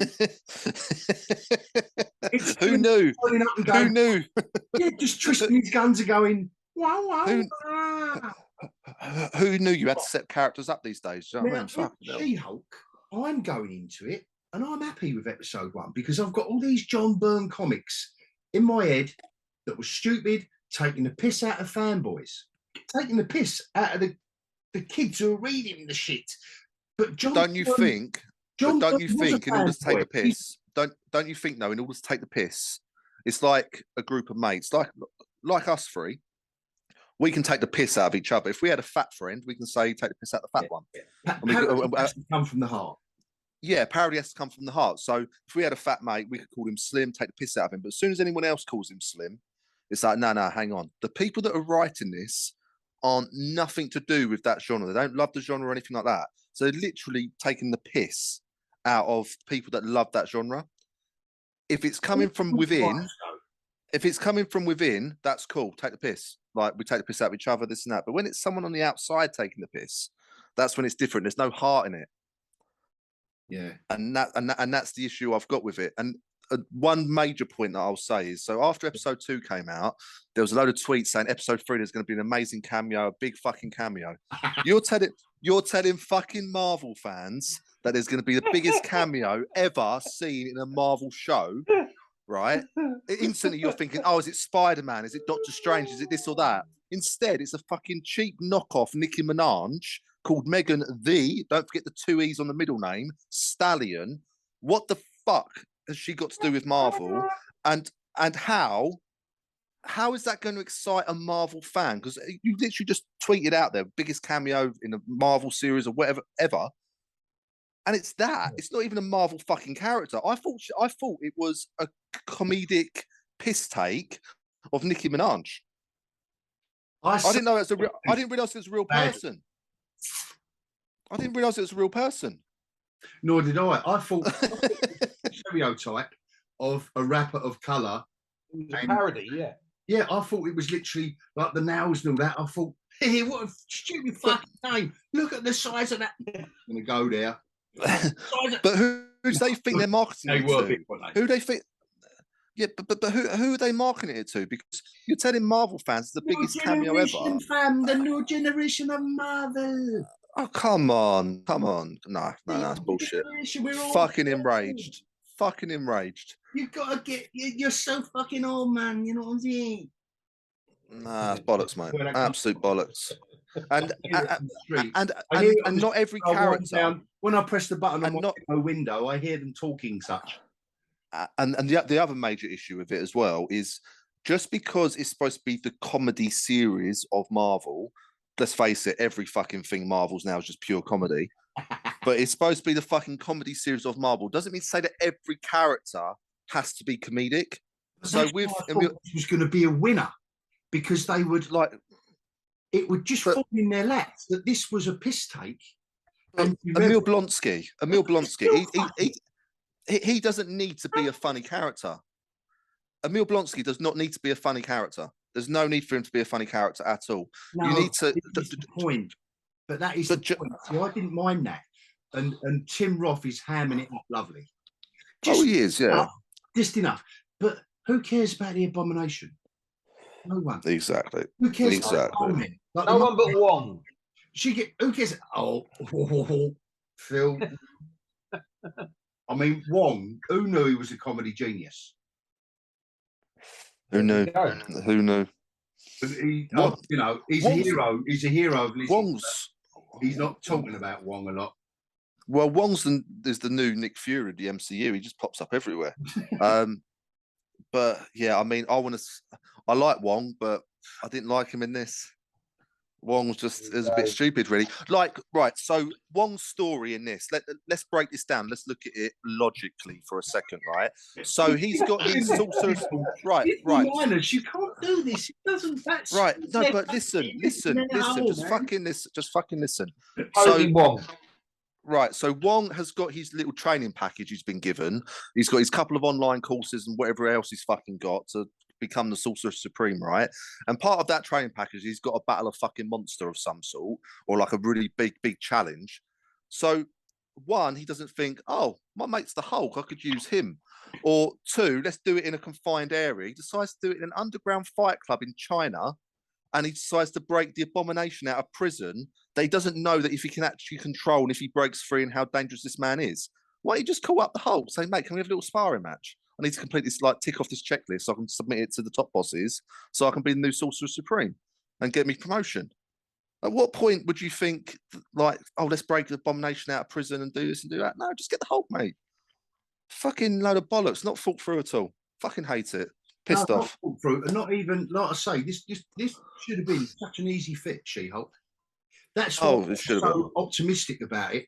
And after episode 1, all the problem, honestly, Liz, all the problems you had, I still maintain that is nothing to do with what they should have been trying to achieve with this show. It should have been the most rip-roaring piss take of everything that phase, whatever it was, the good phase, up to Endgame. Yep. I agree with that side. It should be a piss take. In the Abomination, like this big fucking monster and all that. And then you've got Emil Blonsky going, well, you know, I've got... Yeah, no, I get it. But I would like to have seen... It's a great idea, but it's been very poorly executed. They still fall flat. It's been very poorly executed. But it's like the... How have we just got to travel through this story like Liar Liar? How have we got to make an absurd idea funny in the real world? See, I know you know the source material more, but I would have liked it if there was, like you got Banner and the Hulk, 2 different personalities. I would have liked it where Jen Walters is quite shy and timid, but when she becomes She-Hulk, that's when that piss-taking personality comes out. I don't know if that's what it was like in the source material or anything like that, but I would like to have seen the difference between when she's Jen Walters and when she's She-Hulk. Yeah, that? It would have worked 20 times better. Just for the writers and directors to establish it, just give us a bit of setup. Yeah, everyone obnoxious and cool and trendy, and they know Meggie and the Stallion, man.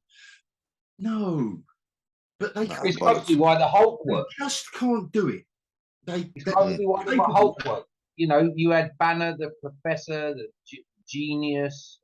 They fucked the Hulk. And then you had Hulk, completely silent, didn't do anything, screamed, shouted, smashed things to bits. You know, just literally Hulk smash. That was his only word, really.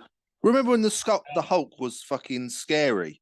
Like, remember when, like, in the first Avengers, when Nat goes to recruit him, and she's got the gun under the table, and as soon as he flinches, she's scared shitless. And it's like when they're on the flying bit in the first Avengers movie, and he flips out, and they're all fucking petrified of him. Yeah, look at the Hulk now, man. Yeah, I mean, I still like. I know we're segueing slightly. He's like a fucking Marvel Ewok. What did you say? Still going on about Ewoks? You started it. Oh, like fucking half hour ago. No, it's just in my head now. Yeah, I know. Since you were 15. No, what I'm saying is I still like the original Hulk movie. I liked the Ang Lee story that got told, where it was a comic book. It was going back to the original Hulk source material. The angrier he gets, the bigger he gets. You know, they even broke that movie into panels, which was amazing. I really enjoyed that. And then they brought out the Incredible Hulk, which was tagged in to then the MCU, which just really was, in my opinion, a little bit lackluster. I quite enjoyed that though. I've enjoyed both of them. It's a difficult. I'm just comparing both together. For me, the first one was definitely more comic book and more of what I know. It's like She-Hulk. She-Hulk episode 1 was more comic book, more what we know, and then it's slowly fallen down. I say slowly. We've only had 3 episodes. What was the origins in the comic? What was She-Hulk? Crash. Yeah, Crash. And how did she become She-Hulk? And Banner gives her a blood transfusion. So Yeah, it was transfusion. So what I mentioned earlier, then, yeah. Yeah. Okay. So why don't they do that instead of it's got to be her that survives? It's got to be him that's injured. She's already better than him. Because even before she become the fucking Hulk. minutes long or 20 minutes long, or because we're going to get into. We shouldn't be going there really, because what we're going to get into now is the gender and identity narratives behind. Just follow the source material. No, that's what they've got to do. They even when they do, they are incapable of incorporating the fundamentals of storytelling. And I think it boils back to none of these pricks are reliant on revenue. None of them. Go back to the Incredible Hulk TV series. As soon as you wrote a load of fucking shit programs, the viewing figures, the measure, they measured how many people watched it. Then they went to the advertisers and went, look how many people are watching the Incredible Hulk, with Lou Ferrigno going grrr for 2 minutes at the end of every episode. And I know I'm going back in time, but these are the fundamentals that I think are now missing. The basic 10 million people watched it. Hello, Mr. Advertiser. Are you willing to give us loads of money? And Mrs. Advertising, are you willing to give us loads more money so we get a profit and we're going to make another series of it next year? Yes, we are. When that's gone, I think this is where we are now. The films aren't really, no one's really getting brave enough to measure themselves purely at the cinema and have a blockbuster. A 200, and can you blame them? Because it's costing, 150, 200 million to make this shit now. One fucking film, this shit. But let's keep to the TV shows. Once that measurement has gone, what are you left with? The streaming platform is its own, it's got the subscription money coming in. Yep. And they've obviously got the facts and figures behind the screen. You know, they're looking at what the new thing has fucking done, and they're either shitting their pants or going yay. But they're never going to tell us that you're not going to get Dismal Minus or Netflix or Amazon or any Hulu or HBO. They're never going to turn around and say, oh, that was a bit of a shitter, that one. That was well shit, that episode 1. They're never, ever, ever going to do it. You only find out when they don't, when they cancel it, when they cancel series 2 halfway through series 1, like Resident Evil. Yeah, that got cancelled already, isn't it? Resident Evil's already been cancelled. Like, no, and your Batgirls and all that, because there is a movement now back towards, like Zaslav saying, no, why are we spending all this money and putting the film on telly? But where all the good writers gone, man? I know I'm old, but it used to do the rounds at the cinema. It'd go to DVD or VHS or Betamax or whatever other format is available. It'd do its time there. So you've got one revenue stream. You've got your second revenue stream. And your third one was selling it to the telly. But as well, on top of that, though, mate. Your fourth one might be a box set because you've done the sequel. But on top of that as well, you release Batgirl straight to TV. Let's imagine if it actually ever did get to the screen. How do you quantify it?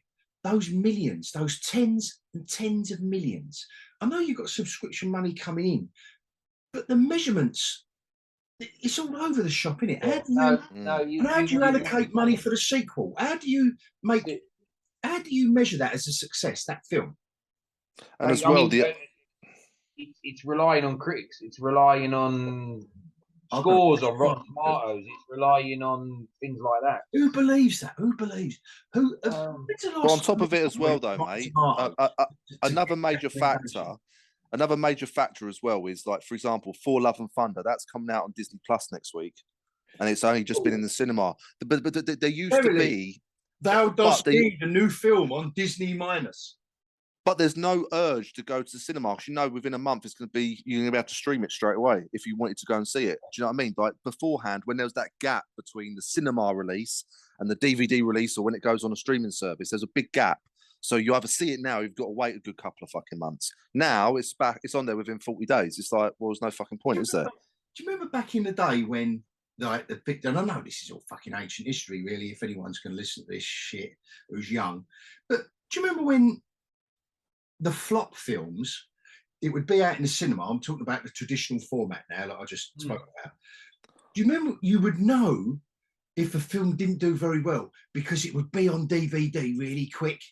Yes. Like the producers would go, fuck, God, we made a stinker there. That didn't do very well. And it'd be out on DVD within a month or two. And then it'd be on fucking ITV on next bank holiday. It'd be network exclusive, like Planet of the Apes by Tim Burton. And it'd be like, really? That was only in the pictures last week. Yeah. No, but it's true. I mean, Jesus, you had a good film. You waited 6 months. 6 months for the DVD. Yeah, it was for the VHS going back far enough. And it's but to be fair, that's what's killed the cinemas. But that's what's killed the cinemas because not only is it more accessible elsewhere, but there's no incentive to go to the cinema because everything comes out so quickly. It'll come back. It all goes around the cycle. I've heard so many times in my long life before any of you say it that the cinema is dead. The first time I heard it was when the good old VCR come out. No, we can all sit at home watch a film. It for a while, yeah, it dipped. I think if you look at the facts and figures, if you wanted to, start looking in, research it, I think you'll find that revenue at the cinemas fucking tanked for a few years. But we get comfortable with the format and we like doing it, but we also like going out. Yes, that's what the cinema is. Socializing, and we also like seeing a spectacle. We do need those films. It's going to get to a bit of a chicken and egg. But there's not many directors. Like the only person when you say spectacle that comes to mind is Nolan. With when all the COVID stuff happened, and he's went, no, I'm releasing Tenet at the cinema. Yeah. You go there for the spectacle. He said, I create cinema. I want to see my film on the big screen, and he's one of the only ones that seems content with doing that still. Which is why I love Nolan, but he seems to be the only one doing it because you go for that experience. You go and have a beer first, have a meal or whatever. And you go out for that experience and watch a good film. It could be a rom-com that you take your bird to go and see. It's loads of film. Could be a horror film around Halloween. I always imagine when I have got a story idea, a script idea, and you imagine your target audience. It's got to be your kind of mid-20s to your mid-30s audience that are either married or involved with each other. And like you just said, have a drink, have a meal, have a feel up on the back row. You know what I mean? Film or not. But it gets you in the cinema. But you need the product first. If it just comes out on TV, it could be the best film in the fucking world, couldn't it? But it's not as good as. It isn't as good as that. I don't know what anyone says. It isn't as good.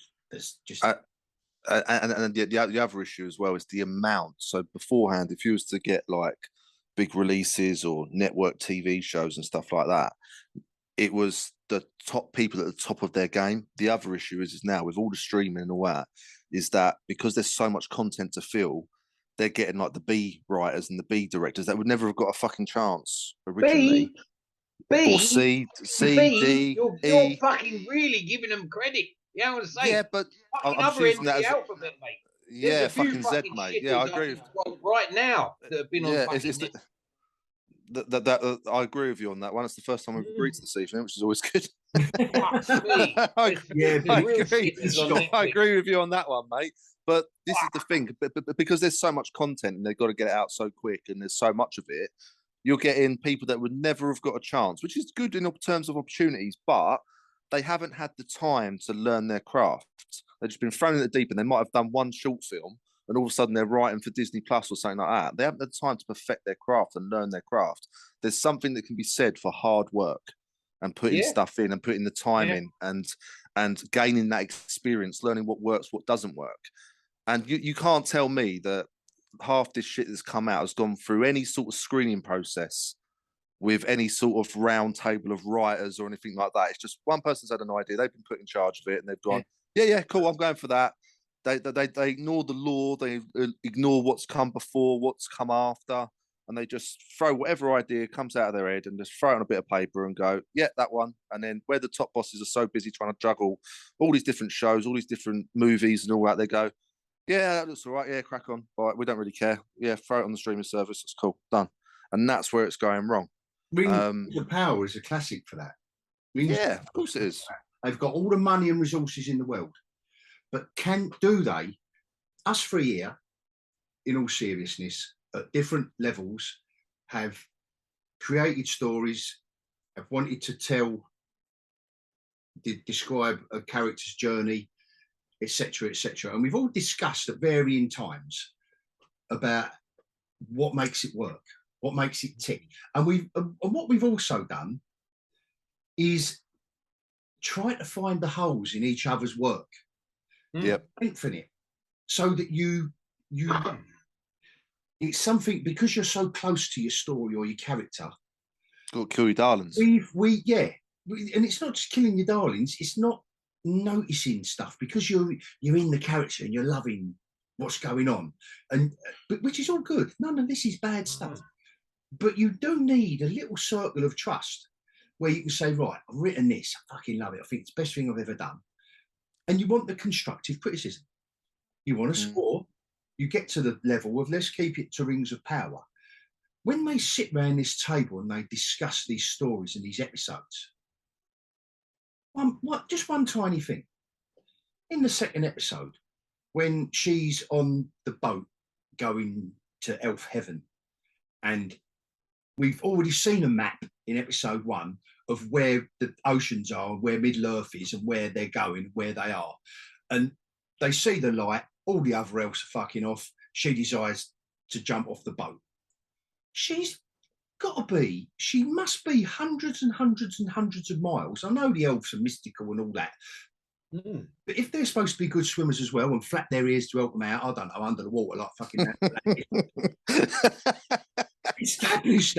Establish it, and then her jumping off the fucking boat 1,000 miles away from any land, or a random ship that might happen to come across her in the middle of a massive, massive ocean.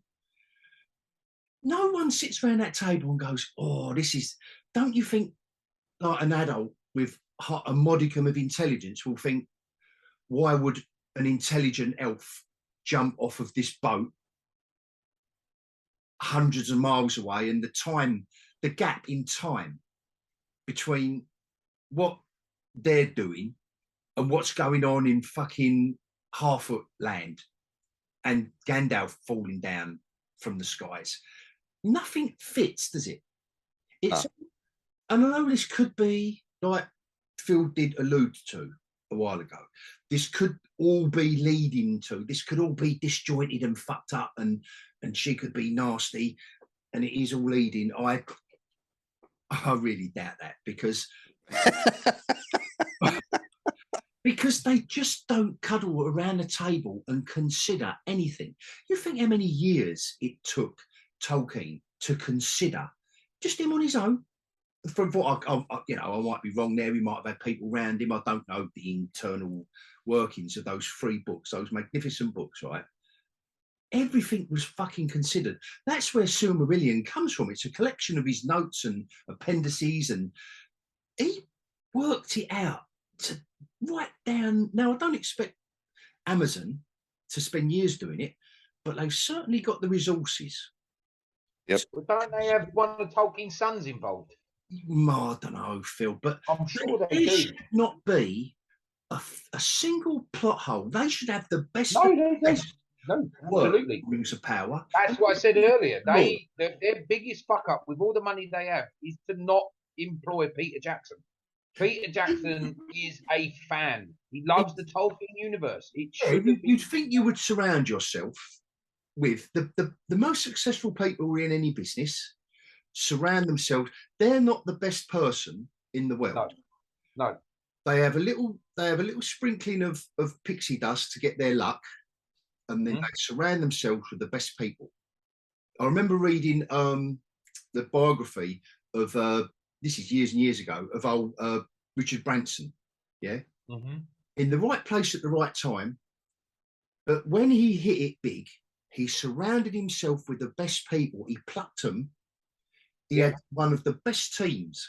And this was the unauthorized biography. This wasn't the glorified, because they come out at the same time. The unauthorized, which was a bit of walks and all, which I preferred. But this is the one that said, basically saying, he ain't no fucking professor of business, but he surrounded himself with the best people. So Bezos, he wanted to recreate, and they can't even make sense of the fundamentals of the story. Like, it's embarrassing, really, mate, to be honest with you. Like, who are we following? Who's the character we're following? Who a decent editor, a decent supervisor of who's worked in TV of any experience would be saying, after that first episode of Rings of Power, they'd be going, hold on. We've got some good shit in here, but we really need to rework this, because the audience are going to be sitting there. They're going to be falling asleep because you've got all the amateur dramatics dialogue. And the dialogue doesn't move anything forward. It doesn't embellish your character. I mean, I wouldn't mind if one of them was just being angry, like Daemon in House of the Dragons. Right from the start, he's going to be a bastard from the minute he's sitting in the Iron Throne. and what's her name's going, wait, you get nicked for that, and he's going, oh, give a fuck. My favourite scene of Daemon in there was when they're my favourite scene of Daemon. 1 minute it took to establish that character in the eye of the audience, in the mind of the audience. My favourite scene of him is when they're talking around the table after he's just gone about the next heir, and he's leaning behind, listening into it, and he's just smirking the whole time. Yeah. Because you just see everything in in the facial expressions. You just see everything that he's thinking. Quality, best character in that by far. Piss over Rings of Power. That's my prediction. It's going to piss over. Yeah. I mean, it's not going to be that tough. No, you're right. Actually, yeah, it's no competition, is it? Really? Again, no, definitely not. I'm Tolkien all the way, but there's possibility for good writing. Have you seen The Samaritan yet? The Samaritan, I've sort of. I started watching The Samaritan. I got up to the bit where Doctor Doom and his twin helmet is in the box. I literally was trying to watch it around two kids when he took the two metal helmets out of the box. Jesus Christ, that's the last bit I can remember. It's probably about 15, 20 minutes into the thing. Then I must say, I must say, I enjoyed it, mate. It's not the best thing since sliced bread. Is there issues with it? Yes, it almost had that Tomorrow effect on it, where you're just in it and you're enjoying it, so you don't really care about the plot holes and stuff like that. But overall, mate, I thoroughly enjoyed it. Yeah. Stallone's looking old, to be fair, but he's still fucking smashing it. Yeah, it's exactly how he needed to. Exactly, and I like the different take on it. And I don't know if we can say, because it's going to ruin the twist at the end for him. But that you not see that coming. I saw it. I saw it coming. I saw it coming. I saw it coming. But this is my point again. You see it coming a mile away. Yeah. You're waiting for the reveal. Mm. You know, as soon as they say it's twins and they keep banging on about this being the good guy. Yep. But the enjoyment, when the reveal comes, you're not going, oh, I see that coming right at the beginning of the film. You saw it coming because they gave you every single fucking clue. If you've got, and they done it in Judge Dredd with Stallone. Judge, we haven't got enough hours for me to. Stallone's Dredd. But overall, good stuff. I thought Samaritan was a bit of. It felt like a throwback, as if it was made in the late 80s, early 90s. Yeah, it was quality, mate. And the best thing about it as well, belly in the middle, like that Act 2 was a bit fat. Yeah, but Yeah, Other but than that, if that could have been 90 minutes on the dot, right, that would have snapped, crackled, and popped. That. yeah, mate, and it was What just it was. But other than that, I just thought it romped along. I just thought, Yeah, I did, mate. And at the end, when he's going through the warehouse, man, fuck me, when he's smashing the shit through the people, oh mate, it was lovely. Loved it. Absolutely loved it. you know, And I like the fact he was eating ice cream as well. But sometimes that's what you want from a film. yeah, Sometimes that's what you you just want want to from a sit film. back. Yeah. But he gets on with it. Don't you think he gets on with it, Phil? I mean, you know, you only saw it 20 minutes in, but it don't Yeah, I've only seen a bit. Yeah. He got the kid in trouble, you know, and you Yeah. know Stallone is a Samaritan. They're not making it a secret, are they? Because Sylvester Stallone's in it. It's called The Samaritan. They Yeah. say right at the beginning of the film, oh, this superhero's died and he's gone. So they're not going to make a film up out of, well, unless you're one of them arty directors and you make a film up to subvert expectations, but you know it's a Stallone film. So yes, he is going to be the hero of it, and yes, the boy's banging on about the hero. It is going to be the bloke in the block next door. Do you know one of the other bits I really, really liked is the fact that they just set it off over there in what was it, Graphite City or Granite, something? yeah, Granite City. I thought, I don't know, I just loved that. I just loved the fact that they wanted to just separate it enough so that, and I thought the production design on it was really nice. Like Yeah, it was. Corridors and that kind of bleak. I must admit that post-apocalyptic look. Yeah, looks-wise, it was really strong. The only bit it fouled on. Go on. The only bit it fouled on was the de-aging because that was terrible. Oh yeah, that was that was a little bit. That was a little bit inexcusable. That was She-Hulk inexcusable CGI. I was going to say that's the CGI team from She-Hulk. yeah. I don't know why they did that. No, I don't. But from the outsider that haven't really seen the film, don't know much about the film. Is there a history to this movie? Is it from something? Does it appear somewhere before? It's just a film. Fresh. Watch it and all fresh and new. Yeah, all fresh and fuck off. Yeah. This is it. So this is what makes things work. You're making a story from nothing. That's why nobody knows anything. There's no history to it. There's no expectations from it. We don't know where it's going to go. Hopefully, you just I haven't got the end. It wasn't actually a comic, was it? No, it's nothing. No, it was. Yeah, it's nothing. Yeah, it's straight away. A superhero comic called Samaritan. I don't know if it was a Mark Miller character actually, or Grant Morrison, one of them anyway. And when I first saw it, and it was an old boy, and it was because it was all about that realism, that you know. But no, I was glad when it wasn't anything to do with that. Yeah, it's about a boy done good because he's found his hero, and he's not, and just them nice little bits in it. It reminded me of an old Sam Raimi film called Dark Man. Dark Man. Do you remember that film? Yeah, there's shit CGI for you, but it was a fantastic film. Just back in the day, and I think that must have been early 90s. Liam Neeson looked well. Oh yeah, you ain't kidding. But it just set its stall out. It just went, go. No, very good. Very good film. But what a great character arc for Stallone's character, though, mate. What a great character. That's how you do a character arc. That was nice. Waiting for was for him to. But again, it's because you've got a story that's one and done. You got to tell a lot in that little bit. There's no, we're going to make a sequel, or we're going to go back, or a prequel, or a crossover. No, that's what I'm saying. And we had this discussion before, and I've said it to both of you independently and together. We need more movies that are one and done. One, done, finished, nothing more. That's it. That's all you ever get in. Yep. Refresh 100%. Things a little bit. And those are the 100%. Movies that are entertaining. Again, you both know me. I sit down, I watch a movie, I'm either entertained or I'm not entertained. I'm not necessarily analytical. I don't sit there and break the story down, and I don't want to, I don't know about that, because you fucking broke down Prey, didn't you? Yeah, after a few times of watching it. After a few times. It was a good film. It was a good film. It's a good film. Shut up, you. It was a good film. I can, with the press of a button, I can cut you off of this, you know. Yeah, that's fine. Do it.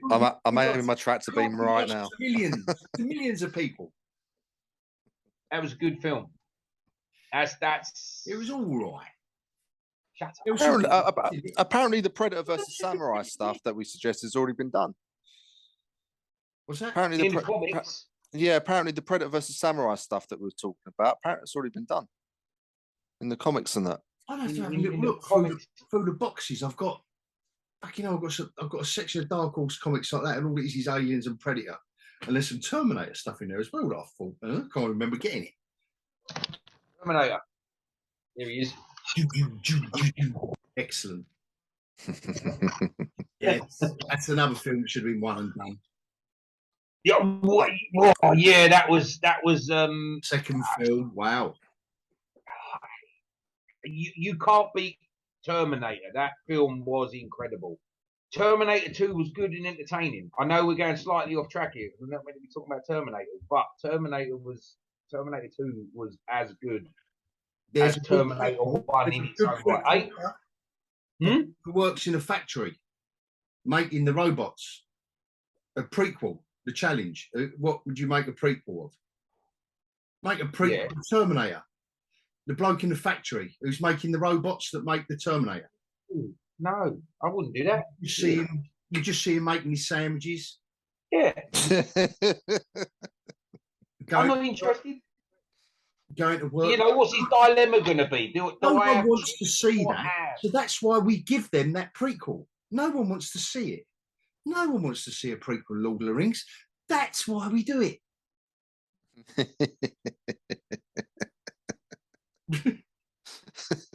No one wanted a prequel of Game of Thrones. That's why we do it. We don't do series 9. We do something else, but before. So everyone knows we haven't got to do a lot. They're all blonde, you know the Targaryen. You couldn't do series 9. Series 8, I mean, I've never actually watched it, series 8 of Dragons and Boobies, but it was diabolical from what I've been told. It was. Yeah, it weren't great. It weren't great. Man. I'm glad I stopped at 7. The lamentation of an audience. See, now there's a movie you could prequel. What, Conan? Yeah. No. Yeah. Kid. I mean, you wouldn't be able to call it Conan. You wouldn't be able to call it Conan, but no, call it Kid Conan. Oh yeah, man. Little friends, can't he? We saw him as a kid. Little friends. You can film it in the desert. You can see the origin of him starting to lift. Yeah. Oh. Dismal. How did Conan get into weight training? Conan. Oh. Have a nice tune. And have him fat as well. He can have. There's loads of women in it, loads of girls in it, because they're all strong and powerful as well. You know, they can do stuff. No, we had Valeria. That she's good enough. No, she's better than that. Malaria. Yeah. Really strong. Really strong. Strongest disease ever. If they do anything to Conan now, they do exactly like they did with He-Man, wouldn't it? With what's her name in charge on that Kevin Smith He-Man thing that he did. It wasn't even about He-Man, was it? I didn't get it. To be fair, I've got shut up! Don't start. You loved it. I literally said that because I knew it. I knew you'd buy it as soon as I say that. I knew you'd buy it. It was about a soapy. He does love a soapy one. This in every single episode. You loved it, did you? I actually thought it was quite entertaining. Again, was it entertaining? Was it good? They're very different opinions. It was entertaining. So it's not good then. Finish the story. No, it can be good and entertaining at the same time. But did they finish the story that we never finished, like in the 80s, early 90s? Yeah. Did they start something they shouldn't have done? Also, yeah. Did they finish it the way that we thought it was going to finish? No. We didn't think it would finish like that. But hey ho, you know, I'm not Motu through and through, but it's it was good. It was enjoyable. It was something that took you back to being a kid It was fun. That's all I'm going to say. It was fun, and there was no Ewoks in it. That's a winner just there, isn't it? That's where it went right. well, that's the first thing. When you sit around that table and they say, "What have you got for me today?" No Ewoks. No Ewoks. No Ewoks. That's it. That's all you've got to do. That's your entire pitch. I like the cut of your space pirate jib.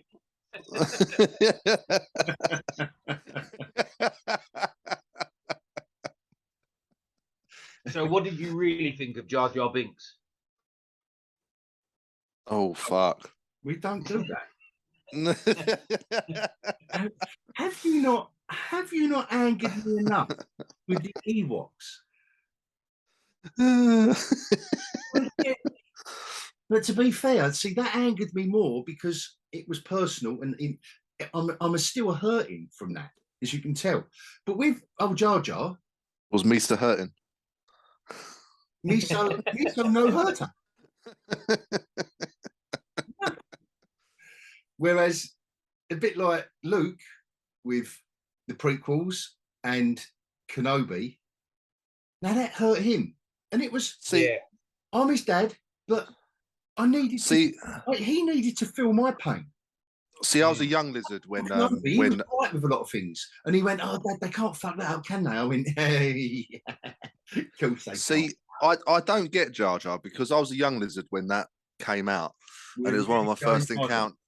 It was one of my first encounters in this on this planet, and I thought it was annoying. I thought it was an annoying twat back then, as a young lizard. So I don't know what that was aimed at. I don't know where. You can't say that was aimed at kids because as a kid I thought it was annoying. It was just meant to be a little bit of comic relief that sort of got blown out of all control. And when creators get that much power that no one taps them on the shoulder and says, "This character's shit, George, mate." No, just don't go there. The one saving grace. I don't know if any of you ever seen going R2D2.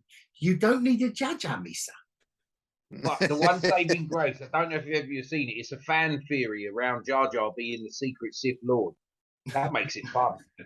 That makes it fun. If you go into that and you dig down into the sort of like the little clips that they've got and the way they spin it, it's just like, oh, that would be interesting if Jar Jar was a secret Sith Lord. That's like they should stop it. Stop it now.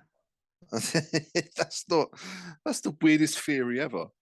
Oh, but it's good. Go into it. Look it up. Go on YouTube. Just type it in, Jar Jar the Secret Sith, and honestly, it's compelling. It's fun. It's a little bit of a dig at George. How many people all around the galaxy have got a 6-episode story that would make a blinding, like 6 episodes of a solid half hour each? 3 hours. 3 hour story. You think how many fans? No, fuck. Add the credits on after you've done half hour. and sort of like how many haircuts they had on Kenobi? They had 8. What?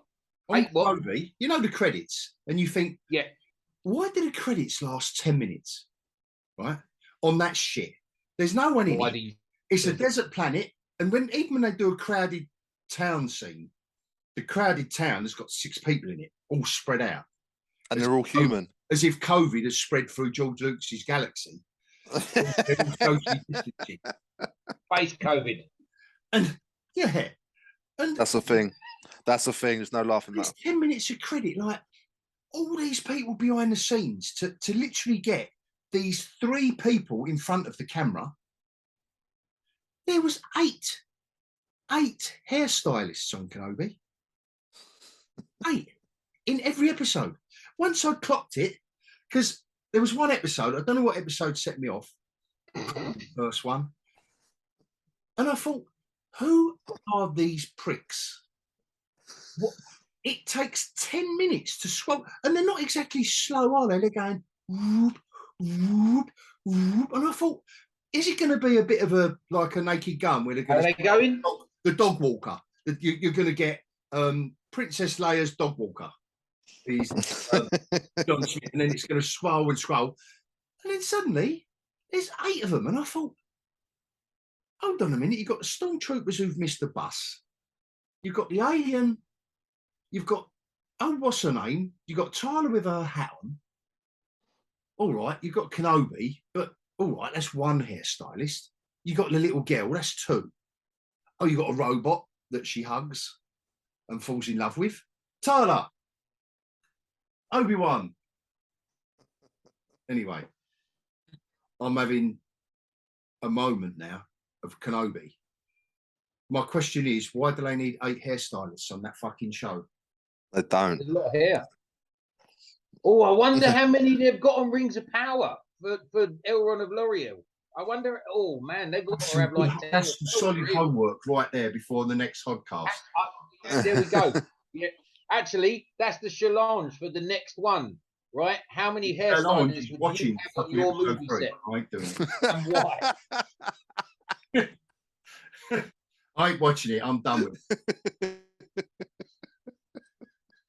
Oh fucking hell! I was wow. thinking, because you know you reach the lofty heights of my fame, and you feel obliged. You've got an audience there, and you think, I've just got to do stuff now. It's for them. It's not just me. It's not about me anymore. It's for them. It's for the people. You got to sacrifice yourself a little bit. Yeah, you have. And so Rings of Power come out. I've got to admit, I've spent all weekend thinking, writing little notes, thinking, I can't be bothered. They all say the same thing. Shit. Honestly, I can't be bothered. Yeah, and I'm also thinking, in all seriousness, I've got nothing new to add to it.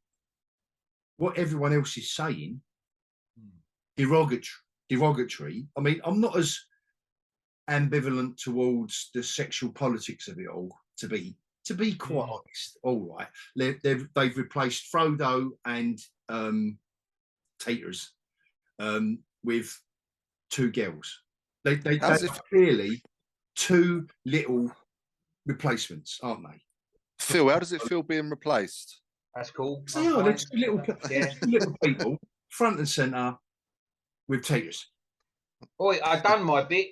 It took 13 months. It was a fucking long old walk. Yes, I bet they fucking squeezed your tape. It was only when those fucking eagles picked us up. You think, you lazy prick, you could have done that at the beginning. Fuck, it would have been so much easier. The film could have been 20 minutes long. We could have had fucking half-hour credits and we'd have been fucking fine. Oh, it can never be 20 minutes long. I would want to see extended 4 hours of every film of that. Of the Eagle flight. They've just every Lord of the Rings film. That's the thing, though. Like again, with run times as well now. Like, what's with these 20-minute fucking shows? Just as it gets going, it cuts and you got to wait a week. The format with Disney Plus is fucked. 3 weeks of She-Hulk. We haven't even had an hour. Just wait a week for 20 minutes. I think they get allocated a time slot. I think they get allocated that time slot. And then, like you said earlier, they got to thank everybody in the entire fucking world for watching it. And they got to put all their names on it and thank fucking everyone. And, you know, it takes 8 hairdressers. 10. There's your time slot.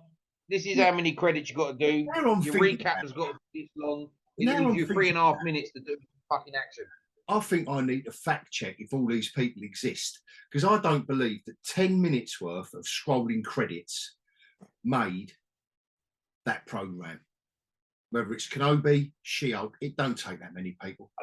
I think the way they done Kenobi, I think what it is with Kenobi is that's your 8 hairstylists for the whole season. They just stick them on the end credits of every single episode. I don't think, because it was, as far as I'm aware, it was all shot straight through, wasn't it? As one go, and then broken up into chunks. Well, it should have been a fucking film. Again, with Disney Plus, I've said it before, their formatting is fucked. Things that should have been a film have ended up being shows. Things that were shows, films should have been shows.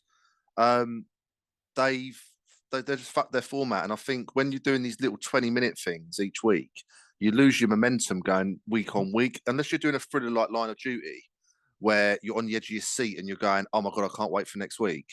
Just dump it all at once. It's going to make no fucking difference to him. Just dump it all at once. Well, I agree. It should be all in one go.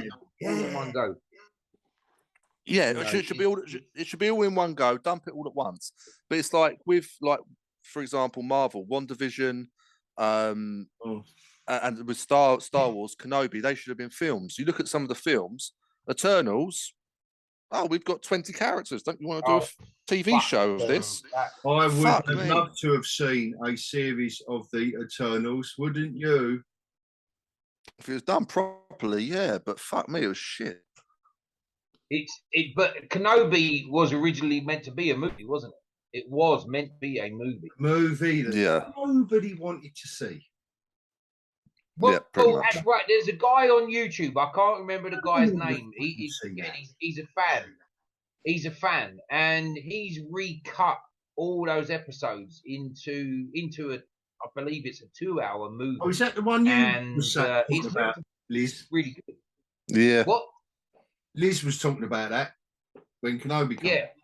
Yeah. There's a guy. Like I say, there's a guy that done it. I still haven't seen it. I've got it saved on my library on YouTube, but I just haven't actually had time to sit down and watch it. Watch it. I'm never going to waste any more of my life on it. I would always watch that scene, escaping under the coat. I would always watch that scene where Vader, where's he been? He turns up, doesn't he? After that was funny though. Every episode was funny. I mean, I can remember so much of it. I can just remember so much of it. Then every single scene is stupidity upon stupidity, and going back again to that creators' table. In all seriousness, no one was thinking this doesn't make sense. This doesn't work. Well, because weren't there some shit between Kathleen Kennedy and Ewan McGregor? Because he was executive producer, wasn't he? Well, there was some believe that. On between them. Have us believe that. Straight as soon as Kenobi last episode dropped, right? Suddenly, there's news out that Ewan McGregor has said, "Oh, he locked horns with KKK all the time." Yeah. Especially over like the montage at the beginning where he's saying, well, why would I be dreaming about things that I was never even there and stuff, tiny details like that. And I thought, are you just distancing yourself now from the turd you've just excreted? Or is there a political game going on here? It was the same with the bloke that plays Boba Fett, wasn't it? It was the same with the bloke that played Boba Fett. He came out afterwards saying he wants to see Boba Fett become more badass. It's like, well, hang on a minute, you've already filmed it. Like, why would you do it in the first place? If you thought it was shit, I get money talks and all that sort of stuff. He wanted to get more friends on Twatbook. Oh, friend, Boba Fett friend. Just make a fucking decent program in the first place, you prick. Exactly. Don't fall in love with Oscar Raider. She didn't even have big tits either. I mean, I don't know. I think with Kenobi, I think McGregor would have made a good film given the absence of Kathleen Kennedy. I think he would have actually done something good. There's a lot of ifs and buts and maybes, isn't there now? That's true. Yeah. Well, I mean, look at what Lucas was willing and able to do it, and he was. I think he was. I'd like to believe he was invested in it. Like fundamentally, deep down, he wanted to revisit that character that resonated for a whole generation of fans. I think he was there, and then, but it's just not followed through, is it? No, I get you. I mean, but look, right. So Kathleen Kennedy is what? Greenlit. There's no follow through. No. Someone definitely followed through. Fucking a big bung of a turd. Yeah. Andor. Oh, you're saying Andor is the one? I just think it's going to break the mold. I hope it. Again, apply what we've been saying It does look like it is. It looks like it's a bit more, dare I say, adult. Maybe. Adult. A bit more grown and up. obviously, and obviously, we can't judge because we haven't seen it yet. But we're just going off assumptions and opinions. Yes, assumptions and opinions. But you look at the mold. So, talking of prequels, the prequel trilogy, that's one of the prequels that does work. But you go now, we're filling in gaps between the prequel trilogy and the original trilogy. We know the initial battle that's happened, how he became Vader and all that. We know where they end up in Star Wars. This fight at the end of Kenobi had the meaning because we know where it ends up, and that's my fear when it comes to Andor. Is we know where it's going to end up. Is it going to have any meaning? We know they survive. We know they both got to end up in certain places to end up where we've already seen them. So it's almost like I feel like I've watched the season finale of Andor already with Rogue One. Oh yeah, like a little bit of a damp squib, like that fight. Once Vader King did turn up, and the bit where he turns up, and the bit where he turns up and saying, "Have you come here to kill me?" Hang on, mate, you just arrived. Yeah. You followed me. You no. Have you come here to kill me? You just arrived, mate. Chase me. I mean, the other Star Wars projects I'm looking forward to. I mean, other than Mandalorian season 3, I'm hoping Dave Filoni pulls Ahsoka out of the bag. I really do, because I've got a lot riding on that too. But we'll see. We'll see. We'll see. I just think they're so stuck in their mold now. Something needs to break the mold. I hope Andor is the one that does it, but there is, or whatever show's the one to do it. Well, Favreau and Kennedy, they reckon that there's a massive rift there. Yes, they're banging heads all the time, apparently. Now, aren't they? They're showing us photos. I don't know. Oh, anyway, we need to leave it there, I think. Because that is a whole other discussion of why people would work on stuff in that kind of environment. Yeah. When you have the statue of Favreau didn't need the work. You know, like who was the well-known director that did an episode or two of Boba Fett? Robert Rodriguez. Yeah, Robert Rodriguez. Yeah. You know, in the twilight of his very, very short career. Yeah, I mean, I'm not being funny. Have you seen the shit that Robert Rodriguez makes? Have you seen any of it? Yeah. Lava Girl and Shark Boy, or whatever it is. Yeah. And fucking We Could Be Heroes. But all that old junk. So he needs the work. I can't believe Favreau would want to work. But then saying that, mate, Favreau, he's a fan. He's a fan. You're talking about the guy that was on the first day. He don't need the money. Surely someone's got to stand up at some point and go, no, this is shit, man. Yeah, but Favreau stepped in for the Mandalorian. Favreau stepped in for the Mandalorian. That's what Favreau was doing. That was Favreau's baby. Yeah. But as a fan, though, let's not forget Mexico when they done Kenobi, didn't they? Yeah, but they reckon he just went out of town when they was doing that. Let's not forget, though, Favreau wrote every episode of Boba Fett. No. He did. Yep, he did. He was the writer for Boba Fett. Bill, come on. You didn't know that? No, I didn't. That's you just don't care, do you? He wrote every episode. Star Wars fan. What Star Wars? You're not a true Star Wars fan. Star Wars? I was going to get my fan club card then, but I can't remember where I think I threw it away after Kenobi. No, I would never do that because I joined when it was good. Anyway, listen, guys, on that bombshell, when Star Wars was good, I mean, might as well leave it there. Yeah, man. Yeah, it's been good catching up. Yeah. And Taters, you added a triumphant different dynamic to all proceedings. So, when it worked, when the internet weren't playing up, and we actually got some sound and picture and yeah. I mean, thanks, BT. The part of that was my fault, to be fair, with my spaceship. Yeah, it's his fucking rockets and spaceships interfering with our atmosphere. That's for calling me Liz, you prick. penetrates our Unbelievable. atmosphere. What are you doing with our atmosphere? He's What? penetrating it, man. I'll Like be your penetrating water bottle. something. Banging the atmosphere. You should see the shape of his rocket. I'll be I'll be penetrating something. Don't you worry about Yeah, I can imagine. You know what you lizards do? I've got to get another fucking card for this now. that. You know what you lizards get up to in your spare time, don't we? With your eyes rolling. And your legs are going. And your tail. Sea lizard. I might draw a picture of that in a minute. What, she lizard? Yeah, lizards, fucking put it on the wall. Yeah. Oh, speaking of drawing pictures, did you do my shield for me? Oh no, send me the little How can I do me pitch meeting if I can't get me shield? I need me shield.